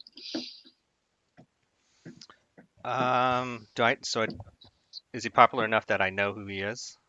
Yeah, you know, all know who he is. Wow. Okay, we must be on the right track. Mr. Hamish. Oh, you are. And he speaks something that sounds almost Englishy, but you, Diego and Houston, you can't understand him. And you, Julian, you can. He has a weird accent, which I will not try to imitate, but he does. But he's perfectly understandable to you. Great, we've been lost, and this man's injured, and this man has some kind of digestion problem. We just need to get to Mr. Del Rey's cabin. Are we on the right path? Oh, yes, you are. But you have to understand that only one of you will get there. I can't understand a word this guy is saying. What do you mean only No. one of us is going to get there? There's three of us, and this man's injured. We need to get some medical assistance to him. I mean, I can't even do anything. Look at his hand. Del Rey only chooses one student. Only one. The one who is special. And he smiles at Houston. Are you part Scottish or something? Man, what? The rest of these guys of you will go into the trees. You know, you will become one with the trees, and you should really beware of the bones in the trees, for they cannot speak anymore, which is tragic. Arthur, you're my favorite author. You're my mom's favorite author. It's got to be me. You don't understand him, Diego. Only Julian does. He speaks gibberish for you. Yes, but if Diego can hear me, I said, "What do you mean? Everyone, he only chooses one." Yeah. So. Yeah. Okay. Right. Sorry. Yeah. You're right. I'm confused. That's okay. So I turned to the others. Like, do you know what he's talking about? He says only one of us can keep going, and I told him your wrist is messed up, and Houston, you look terrible. I don't take that personally, but you do. The trees will take you in, and you notice that despite the fact that you just were on a path, those trees are surrounding you, and they look like with their branches they are grabbing for you. Except for Diego, they're not grabbing for Diego, but they're grabbing for Julian and Houston. What do you do? I'm pretty sure that's going to trigger my insight. Yeah, probably. You can all, if you want to, roll for insight, because trees, yay. Sure. Back up to 5 again. Cool. Very nice. I rolled a 1. I'm keeping it together. Cool. Nice. Rationalized. So I know that incrementing by 1. I'm not sure if I understand this mechanic. Yeah, what did you roll? I didn't roll anything yet, so. Oh, okay. But you have to roll a dark die because this is really a weird situation. All right, so I rolled a 2. Okay, so you keep it together too. You roll higher than your insight on the dark die, the insight goes up. Because but what do? The trees are reaching for you, and you have the two of you, Julian and Diego, you can keep it together. Houston, not so much. You're freaked out. Well, I know that when I try to do the reduction roll that it's supposed to be subtle if possible, but Yes. I think in this moment I might just grab or try to grab Julian and throw him to the trees. That's not subtle, but yeah, sure. Go ahead and try Is to that, do is that that. okay with you, Gene? Yeah, whatever. Okay. Well, so I don't know if I'm necessarily willing to be successful or just reduction.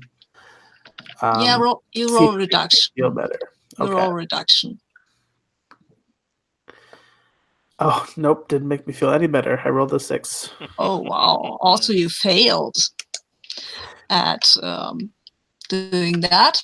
So So I think you I didn't succeed, I which think is nice for Julian, I think guess. Sorry. I detect that Houston is coming for me. So Mm-hmm. I turn just as he's coming and I duck underneath him. I think Houston grabs Arthur Hamish and he throws Arthur Hamish into the trees. Cool. Yeah. Okay. So what do you want to roll with? Well, is that the resolution on Houston's roll, or do I want, or is that a separate roll for me? Oh. I think we can use that as a Okay, but for as a me, solution for I do want to escape, so Yeah, I thought so. I'm gonna get the hell out of there. Cool. So I imagine I can use I don't know, nature maybe, Cool. Yeah. Nature is fine. These are trees. Trees are nature. and I'll roll the dark die as well. Cool. See how that goes. Oh, that's not good. No. Well, it's not it. Well, good or bad. It's interesting. Okay, so and I rolled a 3 with my light die. Yeah. Okay. So So I go to 4 on insight. yeah, you go to 4 on insight.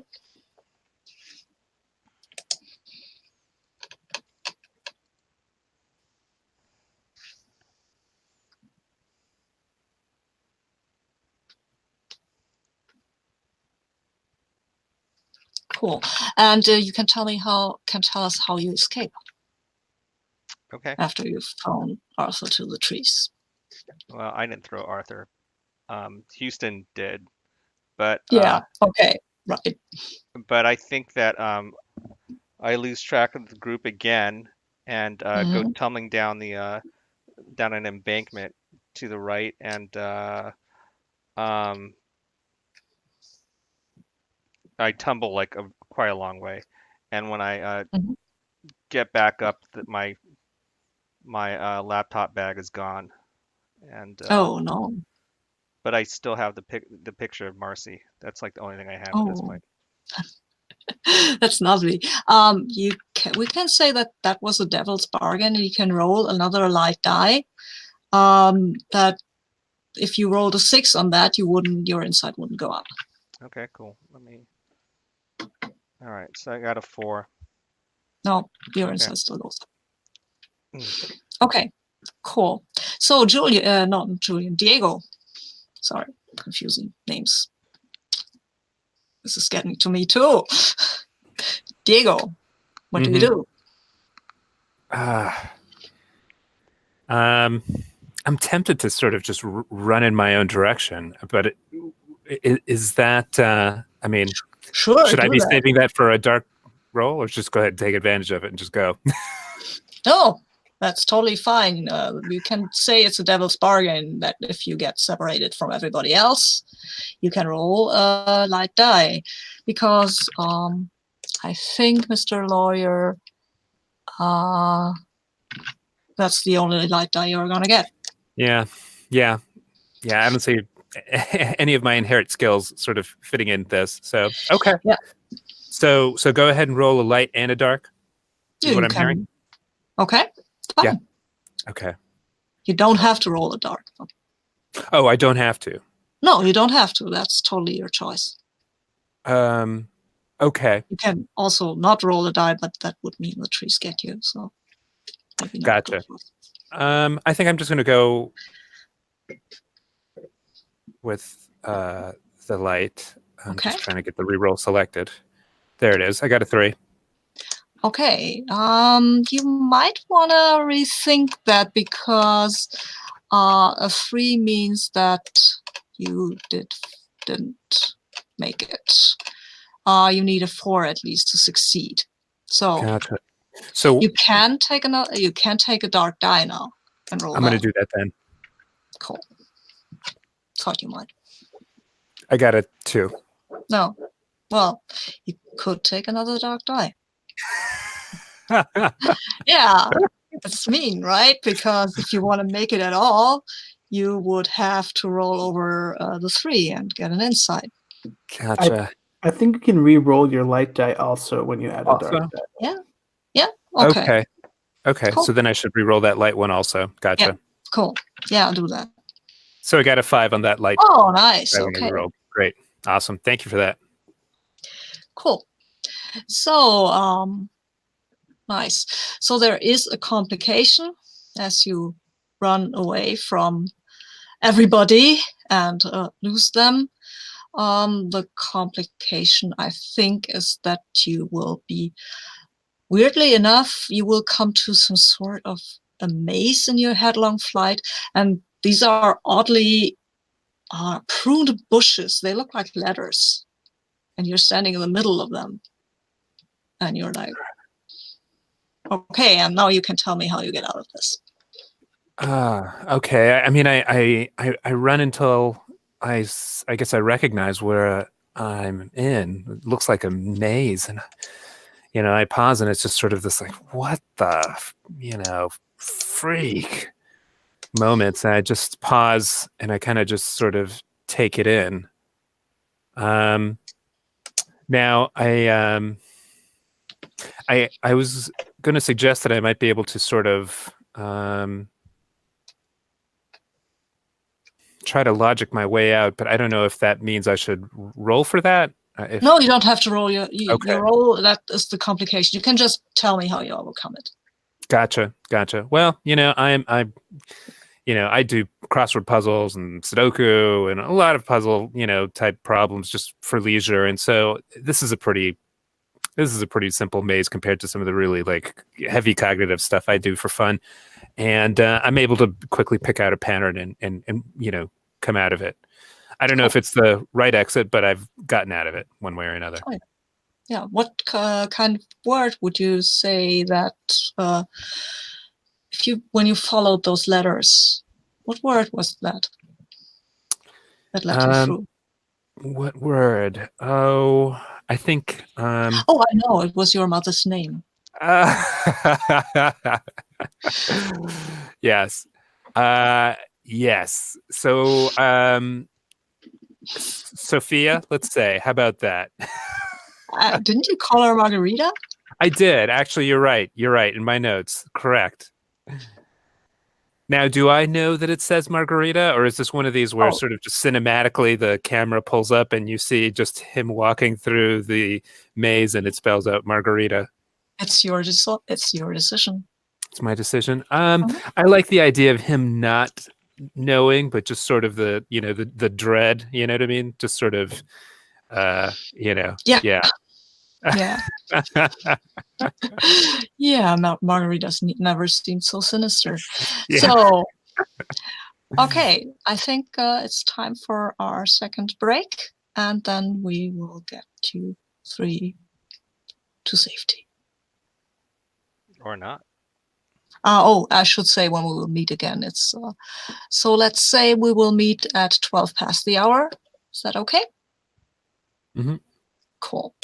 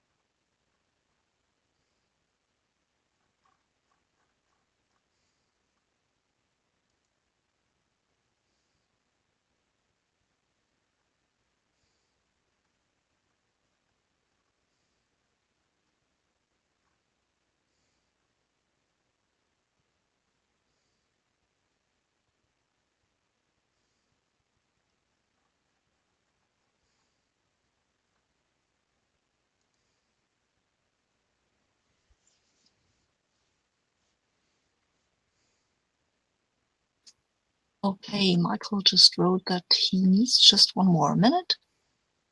2 minutes ago.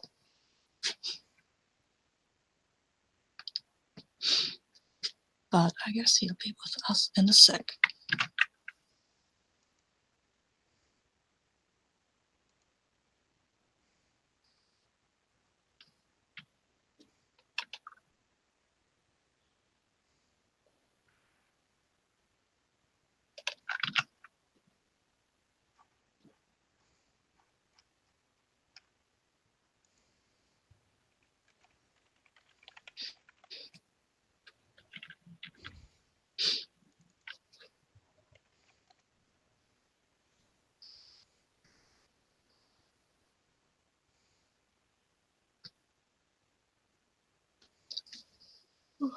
Sorry.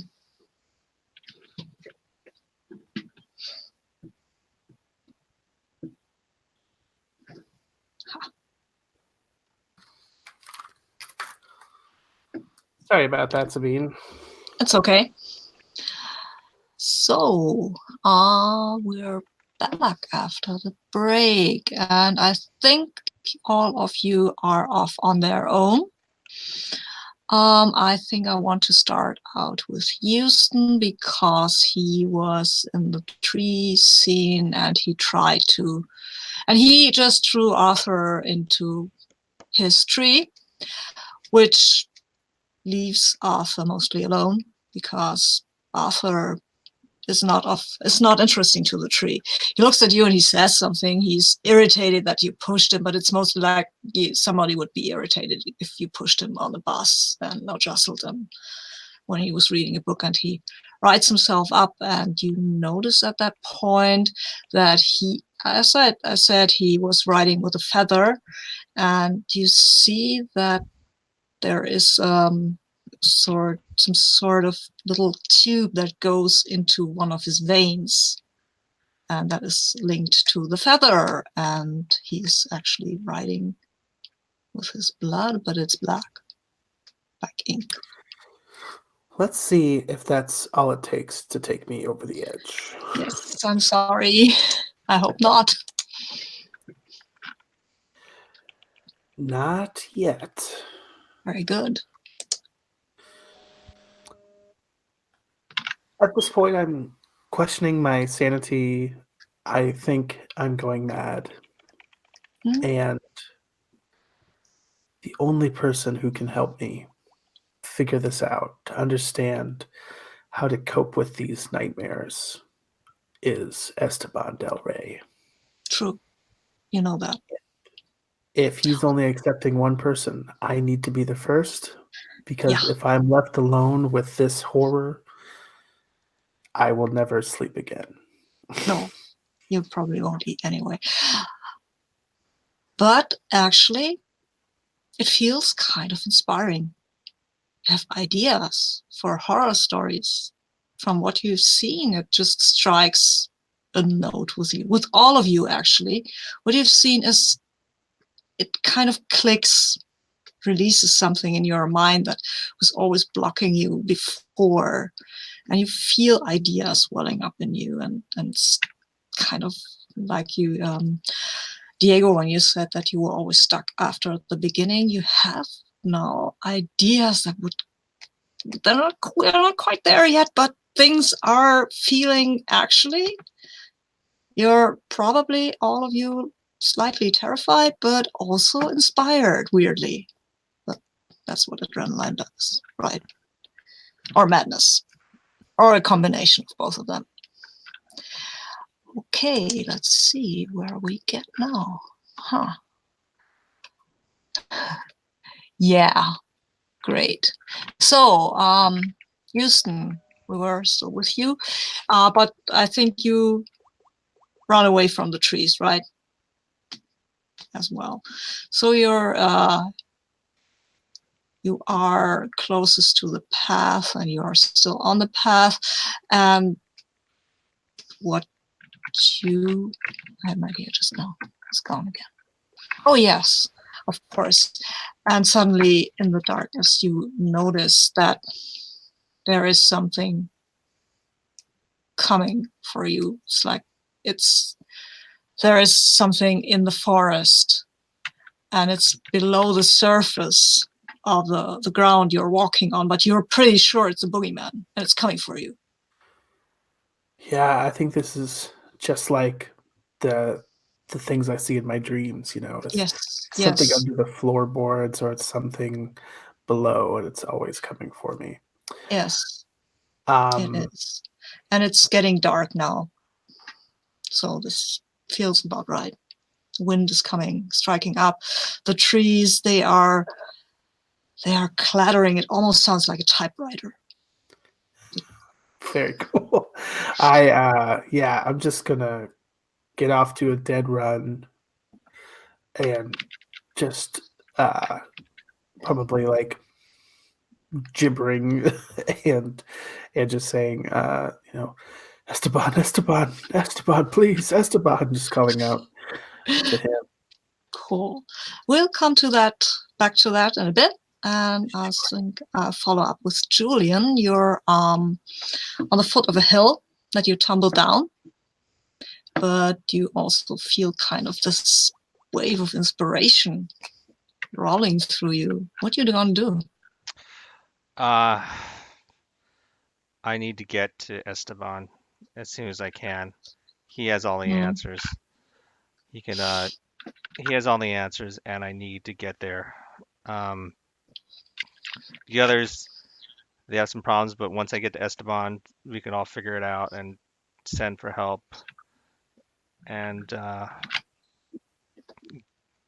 this was surely all some crazy misunderstanding, or possibly something that Marcy wanted to happen all along. And basically, I want to put it past her to have to set all of this stuff up just to humiliate me. So I just need to get there and resolve it. Mm-hmm. Okay, as you continue your way up the hill, I guess, because that's where the path was, you notice that the wind is striking up, and there are this type clatter. There's almost like a voice like you've heard Esteban del Rey give one of the speeches he used to talk about writing, and there are some recordings of him, and it sounds like his voice on the wind that is actually kind of encouraging you, but it's also encouraging your surroundings to kind of creep up, and these trees that they are standing around, and when you started up the hill, they looked kind of straight, but there was something wrong with them. The bark was peeling, and it's almost as if under the bark you could see words written into the wood of the tree beneath the bark. And as you continue closer up the hill, you can see that the next generation of trees grows more stunted, and the next generation of trees grows more stunted still. And they grow also, they kind of seem almost linked together, like words in a sentence, or like, I don't know, these little things in a fence. And they're in your way. Well, the path isn't here, so I just have to kind of push through them. So Okay, I'm just gonna. It's windy, it's dark. I just need to trust my instincts at this point. cool. We'll come back to your instincts in a sec. Diego, let's come to you.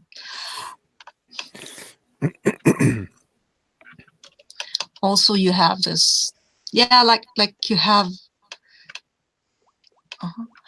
like you have these ideas in your brain about stuff that can happen. What do you do? Where do you go? I think I just sort of sit down in the middle of the forest, and I still have my leather shoulder bag with me. Oh, yes. And with my good hand, I fish out, I'm just sort of taking things out, and just, tablet, no, laptop, no. And I've got a small sort of like a legal notepad, and I just start to write down. It's like, oh yeah, such good inspiration. Never waste a moment. My writer's training, it's coming. Yes. Amazing. You can almost hear an encouraging voice on the wind. But the wind hits you and tears at you, you can also notice that the ground is kind of moving. It's almost like it's an upheaval, and you can also feel that these trees around you, you've got this armoire in your office made out of this lovely wood, and the new cupboard you have at home is also of wood, and you kind of feel that these trees, they're angry about that. They're coming for you. They will have their revenge. You can roll for insight if you want, because that's I mean, Yes. recognizing the wood of your desk in this tree over there, that's a bit weird. Yeah. And I'm just sort of, as this is going on, it's like, no, I'm looking up at the trees. No, you don't understand. You don't understand. They do understand, actually. That's why they're doing this. So I'm going to go re-roll the dark one. It's a 2 now, and I got a 6. Oh, wow. Okay. So your insight is going up. Wow, you're all pretty crazy now. I love it. Terrific. So I'm at a 4 now on my insight. Yes. But the good thing about this is that you actually notice, as you look up, that your fingers, they have turned a bit almost into like writing pens. And so you can't lose your pen. It's perfect.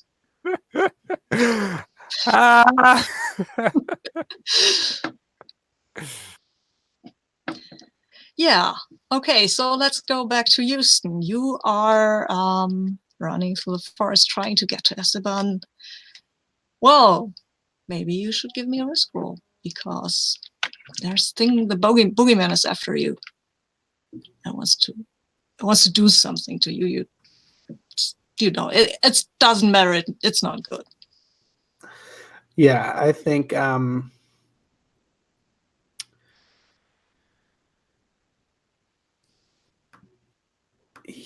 yeah, I'm trying to think.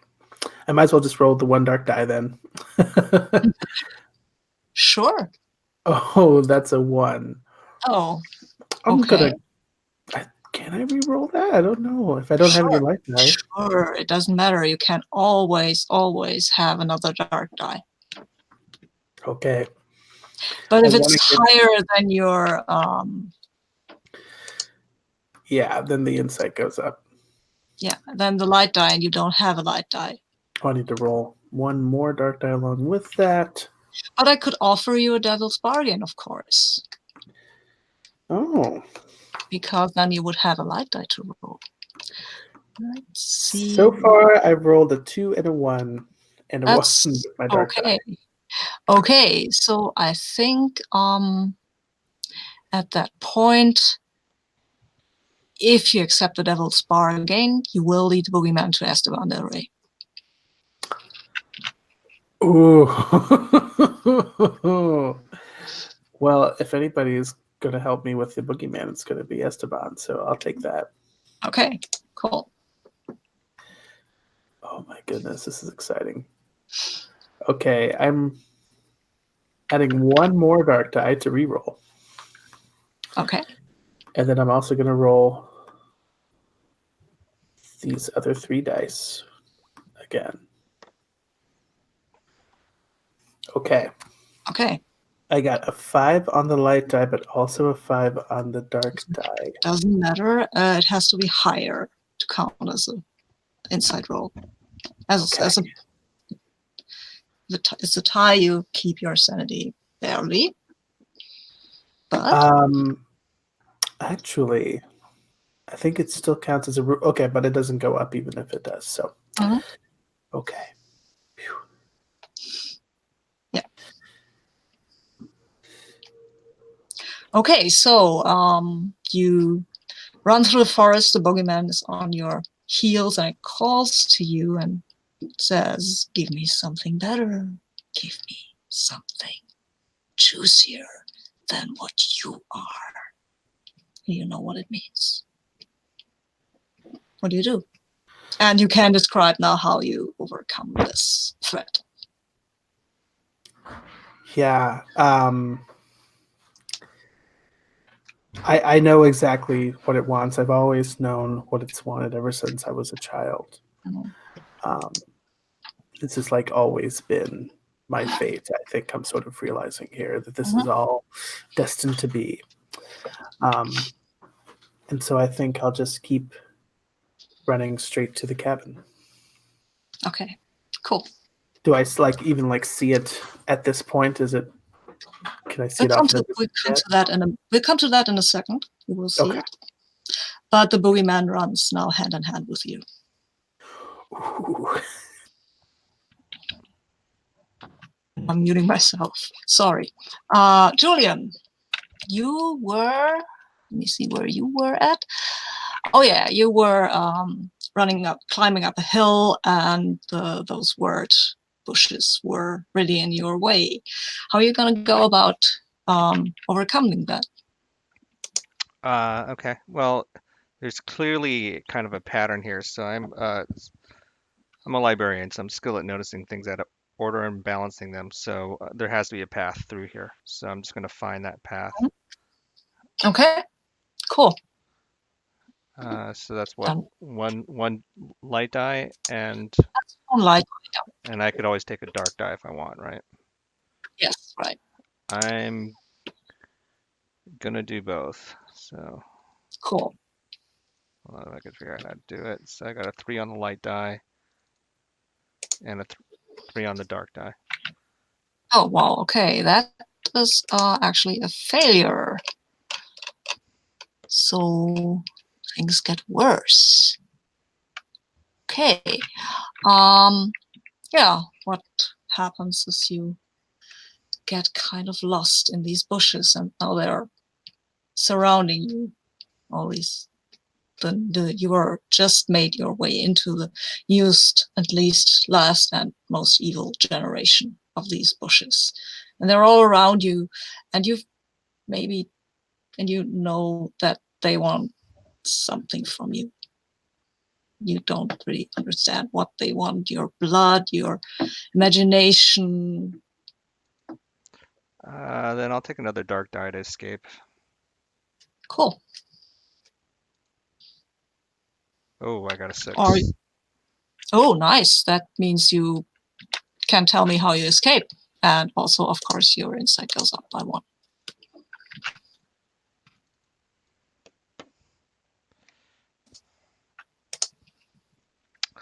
Okay, so they close in, and I remember the conversation Marty and I had when we were in college, and I think I don't know where I'm going with this.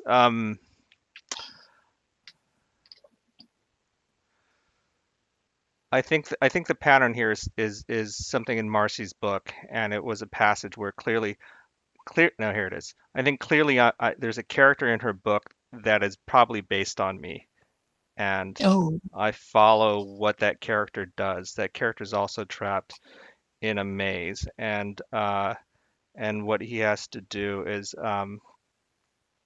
he has to close his eyes and just kind of run blindly and trust how he feels to get out. So that's what I do. cool. I love that. Okay. Very nice. Well, yeah. And now we're with Diego again, who is... Sorry, I forget what I'm talking about. Oh yeah, right. He's in the revengeful trees. What does he do?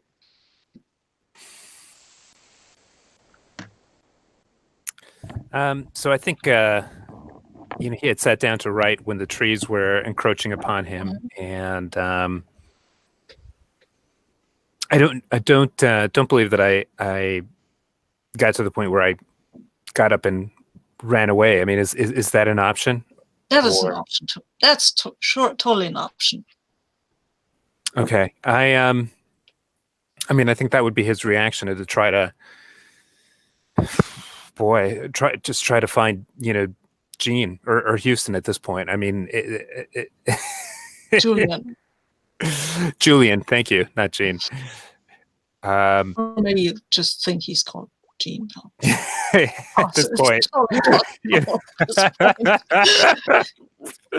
Why not, right? So do you want me to... fourth wall and all that. Yeah. Do you want me to roll for that challenge, or do we just declare? No, okay. We don't just go through this threat by declaring that this is only a role-playing game. Gotcha. Sorry. No, no, no.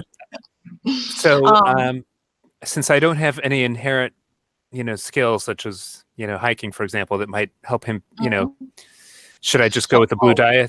Is what we've been doing lately? You could try to bribe them with your writing, maybe. Offering that up as a kind of sacrifice. Oh, well, how about that? Yeah, I mean, maybe more than the writing. I mean, could he, just the leather shoulder bag, the leather shoes, just all of it back to nature. Here, Yeah, I love that. I love that. Sure, Yeah. do that. Here, my expensive belt, Yeah. my wool jacket, Okay. So the blue and the yellow then, and I'm going to re-roll Cool. those. Gotcha. So I got a 1 and a 2. The 1 on the blue dice and the 2 on the light. Do you want to think about that? You could take another blue die and then roll again.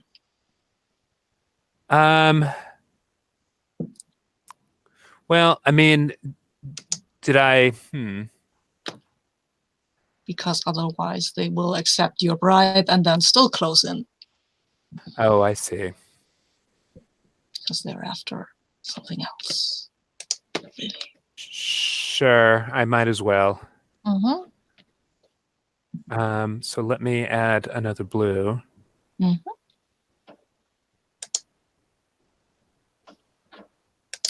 Oh, dang it. I missed where that one went. I think it's either the 1 or the 6 on the end. I have no idea. Just Grab one. re-roll. Just re-rolling.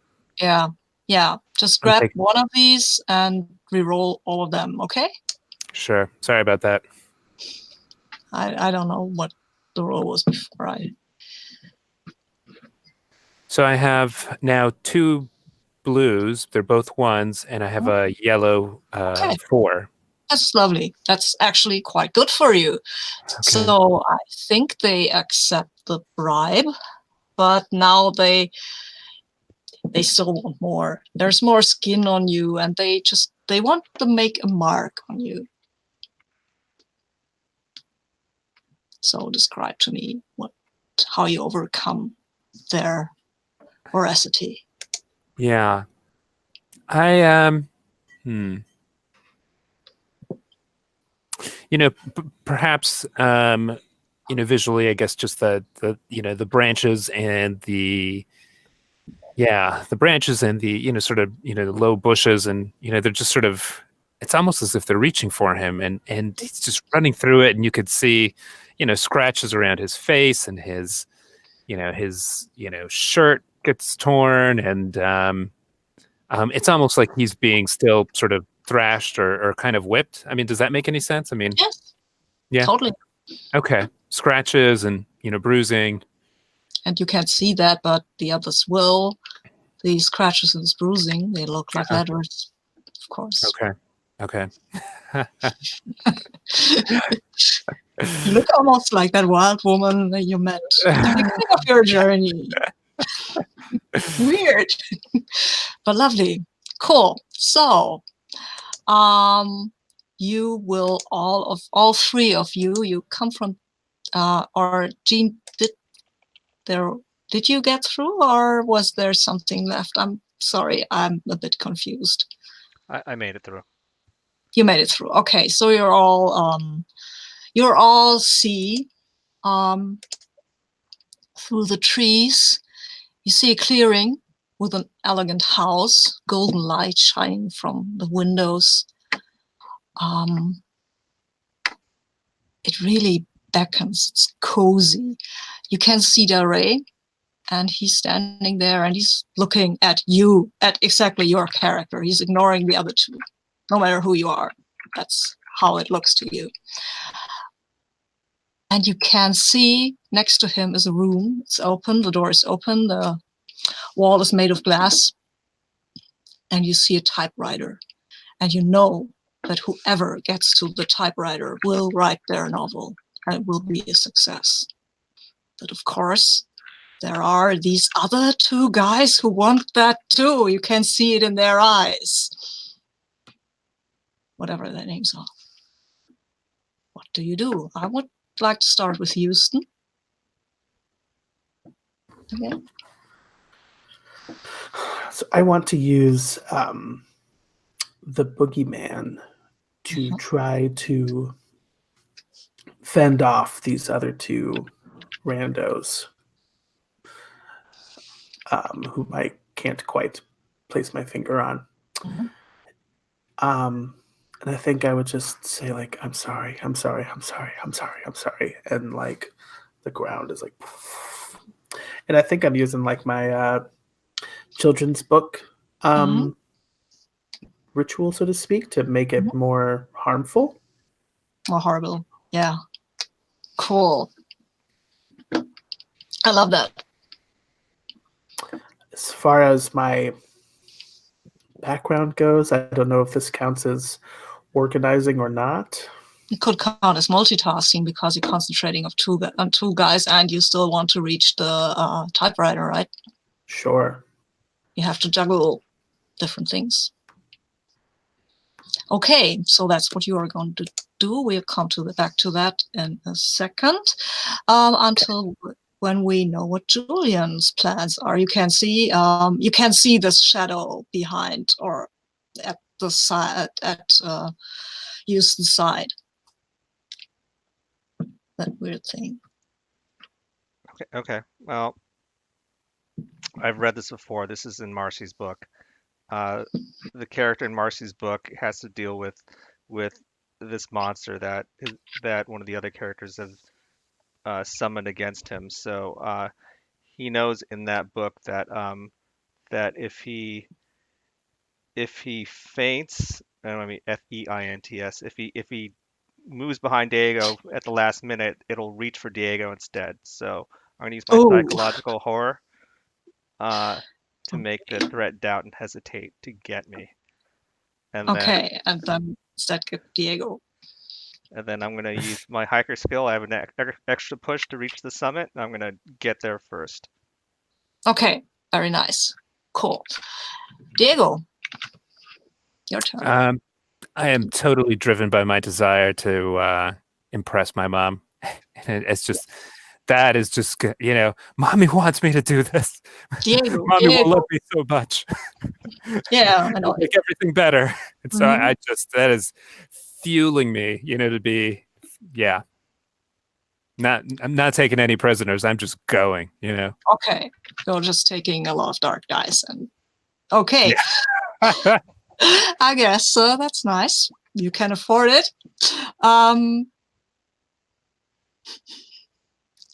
Yeah, thanks.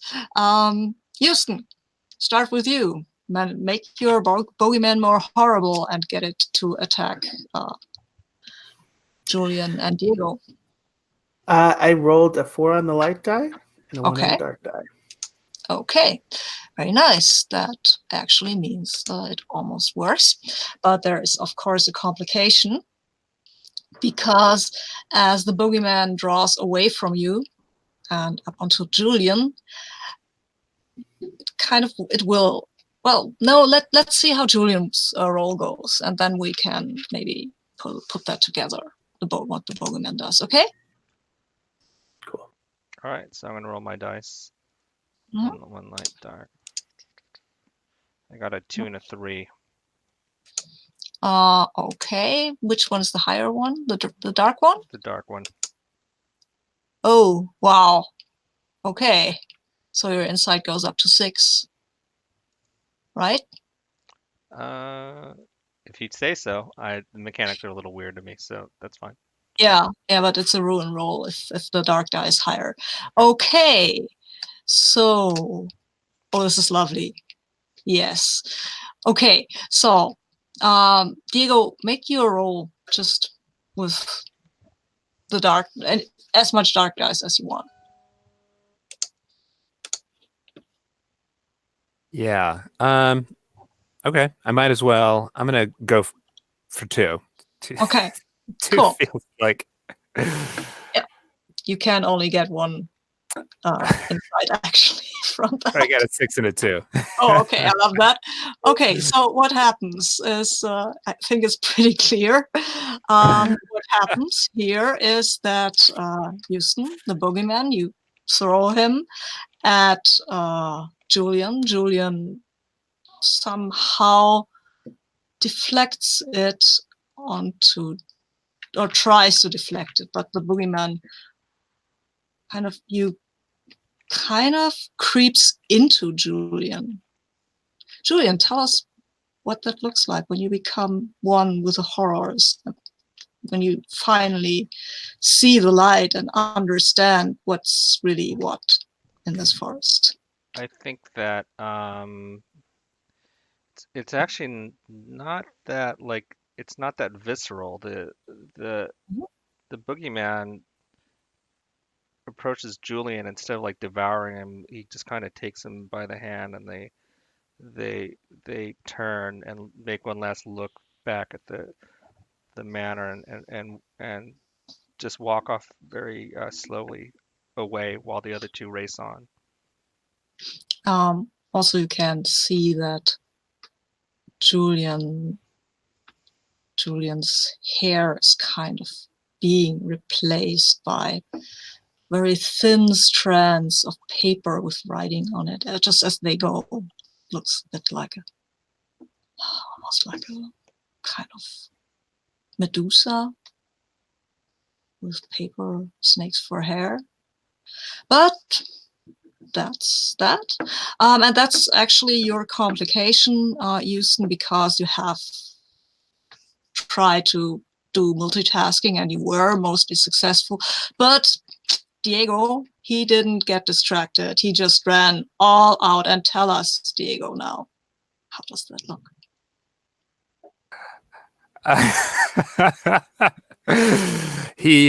Yeah, I mean, I guess, at some point, he just starts to sort of, gibber madly. Just nonsensical words. I mean, does he, there's a part of me that wants him to become the new sort of mad woman that just is sort of running sort of through the forest. Oh, you can write your novel before you do that.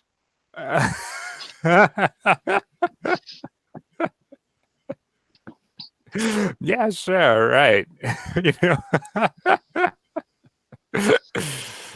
I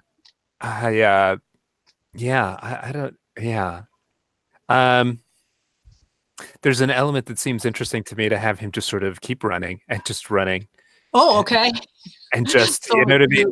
Yeah, you just run past the typewriter and keep running. And just keep running. And, Okay. Yes, it's sort of like he, yeah. It's your decision. Cool. Okay. I like the idea of him becoming sort of this this awful legend of the forest, Yeah, sure. For a second, maybe you think, hey, I could write my novel, but you want to run into the forest. And Houston, as you see him running with these scratches on his skin and barefoot and lost most of his clothing, and you can see there is a split second when your eyes meet and you see that his pupils are turning to letters, and then he's gone, and the way is clear for you to the typewriter. Yes, you are. Yeah. You are. Ready for mommy. For like a moment when I see him running ahead of me, like my heart like drops into my stomach, and then I see him sort of veer off of that path. And yeah, there's this like soft golden glow in that typewriter, and I just walk in. And Esteban is like standing in there, right? Yeah, he's been waiting for you. Oh, what do I do? Just right. You should have everything you need now.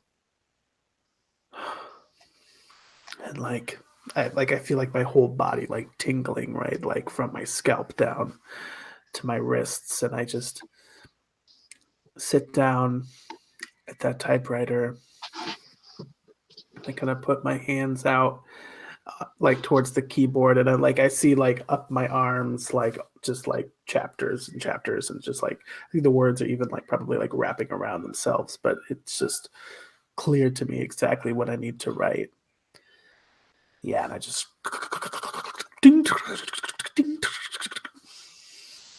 Yeah. Very good. Yay, you did it. oh. I thought it was gonna be like, and then blood starts coming out of your eyes. No, okay, all right. Oh, that's just the end. You've done it. You will write your book. It will be a bestseller. And you're probably too mad to write another ever. But you know what? I feel great. Yes, you got the bogeyman out of you. Yeah. And into Julian, but hey. Okay. Yeah, that's probably like my epilogue right there. Yeah. Yeah. My name is carved into the tree.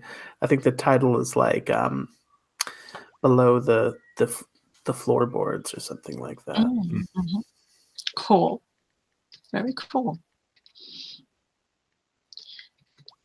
So yeah. Let's maybe take 5 and then come back for some after session talk. Is that cool? We could come back on the hour and talk a bit. Cool. See you then.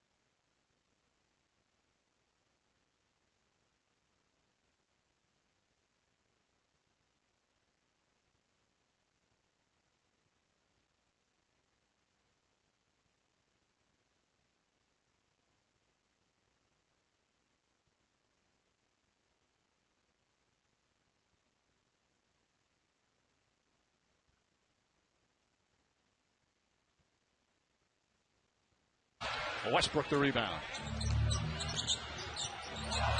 And a double dribble call on Westbrook.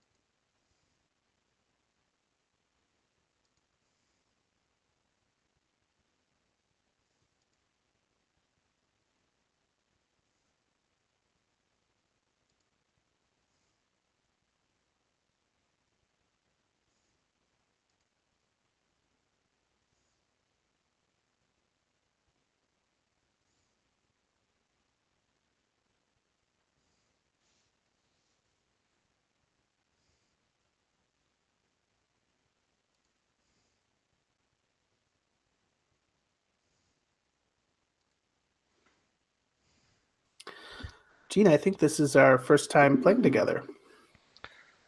I think it is. How are you? Doing well. It was fun. Glad to Yeah. meet you. Glad to play.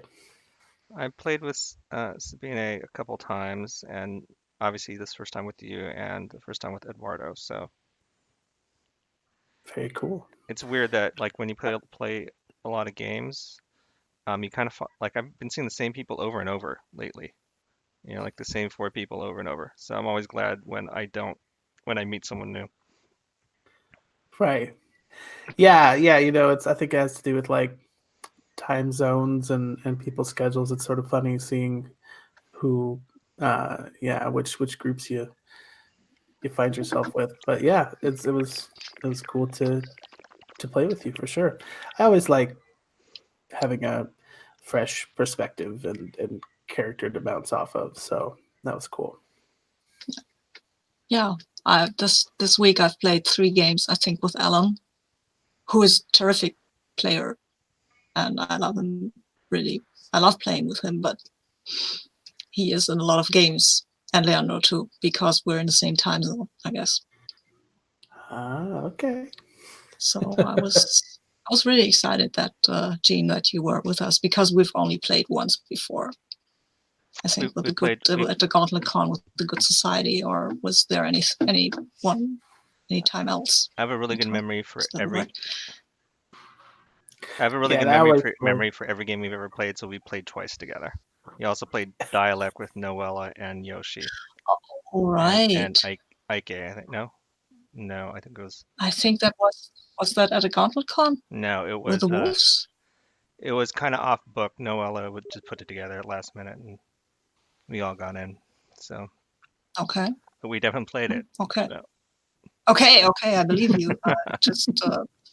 Well, I've played a lot of games, I guess, and I've not got a good memory for games. I'm sorry. I've started this year to write actually out what I played and with whom. It's sort of wild looking back. If you do the game diary, it's like, oh, look, I played a lot of games. Oh yeah, well, totally. I always think it's interesting too to put a face to a name, as far as like seeing people on Slack and then seeing them on camera is cool. Yeah, that's really nice.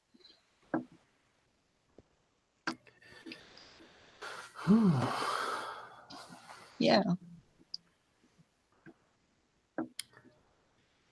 So I thought this premise was great. Maybe we're going to wait till Eduardo comes back, but this was a really cool premise. I really liked it. Cool. Very good. I like the premise, obviously, and it felt like it worked in the game. Did it work for you? Have you ever read On Writing by Stephen King? I don't think so, no. Okay. It actually it would be a good thing to read before you do this, because there's a lot of possible tie-ins, especially that whole thought that writing equals madness. But I was thinking about it the entire time we played, so it's something you should look into. And it's a pretty good book on writing by itself, so it's in everyone's wheelhouse if you're the creative type. Cool. So let's maybe do some, I think, Roses and Thorns, let's do Roses and Thorns, because I want to know where I can improve myself, actually. So I would like to start with you, Eduardo. And I would like to start with Thorns, because I'm the type of person who likes to have the bad things over first. Thorns. So just for context, would you mind, or anyone really, can you once again sort of remind me the scope of Roses and Thorns, just so that I don't do too little or too much? Does that seem fair? Sure. I think I've never actually read anything about it, because I've seen people do it a lot. Yeah, I know. So have I, but that's got me wondering, geez, I want to be sure that I understand, I think could, thorns are the things that were a bit thorny for you, that you didn't much like or think that you could be improved. yes. And roses are the things you liked, Okay, since you it's would fair give enough. somebody a rose for. I think I got tripped up a couple times with interpreting the dice, and I don't know if I maybe came in with expectation, and I just didn't understand. Didn't understand it. And although we did have the the guide or the image that Michael posted in, I think I just kind of struggled sort of reconciling what the dice results were with what was happening in in that particular moment. As far as I guess roses go, I would agree completely with Gene that I mean I thought, wow, what a great concept. What a this really sort of it was a great marriage, I guess, between the concept and the system. That I was blown away. It was great. I like that. Cool, thank you. Gene? Can we skip me real quick? I have to answer this thing immediately that just popped up on my screen. So come back to me in a minute. Okay, cool. Okay, Michael? Sure. The one thing that was missing for me was just one final epilogue scene. Okay. I think I would really love just like, okay, so what's the last parting shot we see from each of your characters? I think we kind of voiced like sort of what that might look like, but I would have liked just one little more piece of closure for that. Cool. Yeah, I think you're right. All right, I'm sorry about that. Sure. Yeah, so the premise was strong. You guys were great. You hopped in the characterization stuff really easily. We kind of it kind of had kind of weird start. It only kind of picked up once we got some insight or some ruin or whatever you want to call it. So we kind of did that early horror movie thing, where you're supposed to think that your character is smarter than that, and then but once we got the insight or slash ruin, we kind of had an excuse to not do that, if you know what I'm saying.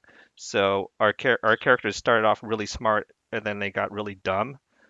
And I think that's just an inherent problem in horror games, where they start dispensing with common sense, and you're just looking for a reason to do that. So maybe that's a problem in general with horror. Yeah, that's baked into the system actually, with the whole you get ruin or insight or whatever, so you can't really get out of there like, oh wow, this is too dangerous, let's go back. And you try to do that. Okay, so oh yeah, me, roses, thorns. Okay, yeah, the rules thing, I read them and I translated them, so I actually thought I knew them pretty well, but obviously I didn't know them well enough. I didn't know that you could re-roll all of them if you took another dark die, and it didn't feel, it took me a while to understand how to interpret these rolls. That's probably because I've run this for the first time, so that might go better if I run it again. And of course, I want to give all three of you roses. You totally bought into this game and you brought these characters to life, and it was really exciting to see how all of this worked. I would go back to some of these abilities that the characters had, because they didn't all get as much strength or saw as much. What's the word I'm looking for? They weren't as strong, all equally strong. I think our poor lawyer with the background of with his background and his power that were just all of them not very useful, which I'm sorry for. But If it helps any, I mean, there's an element of, I just didn't sort of think of a way, you know what I mean? I think somebody else maybe playing the same character might have, just totally made this character or that background just sing, if you know what I mean? Mhm. But as a counterpoint, for example, the mommy thing, man, I love that. And I went to the well every single time I could, Yeah. Yeah, the mummy thing worked. Those drives, I think they all worked very well, which is mostly what you did with them, all of you.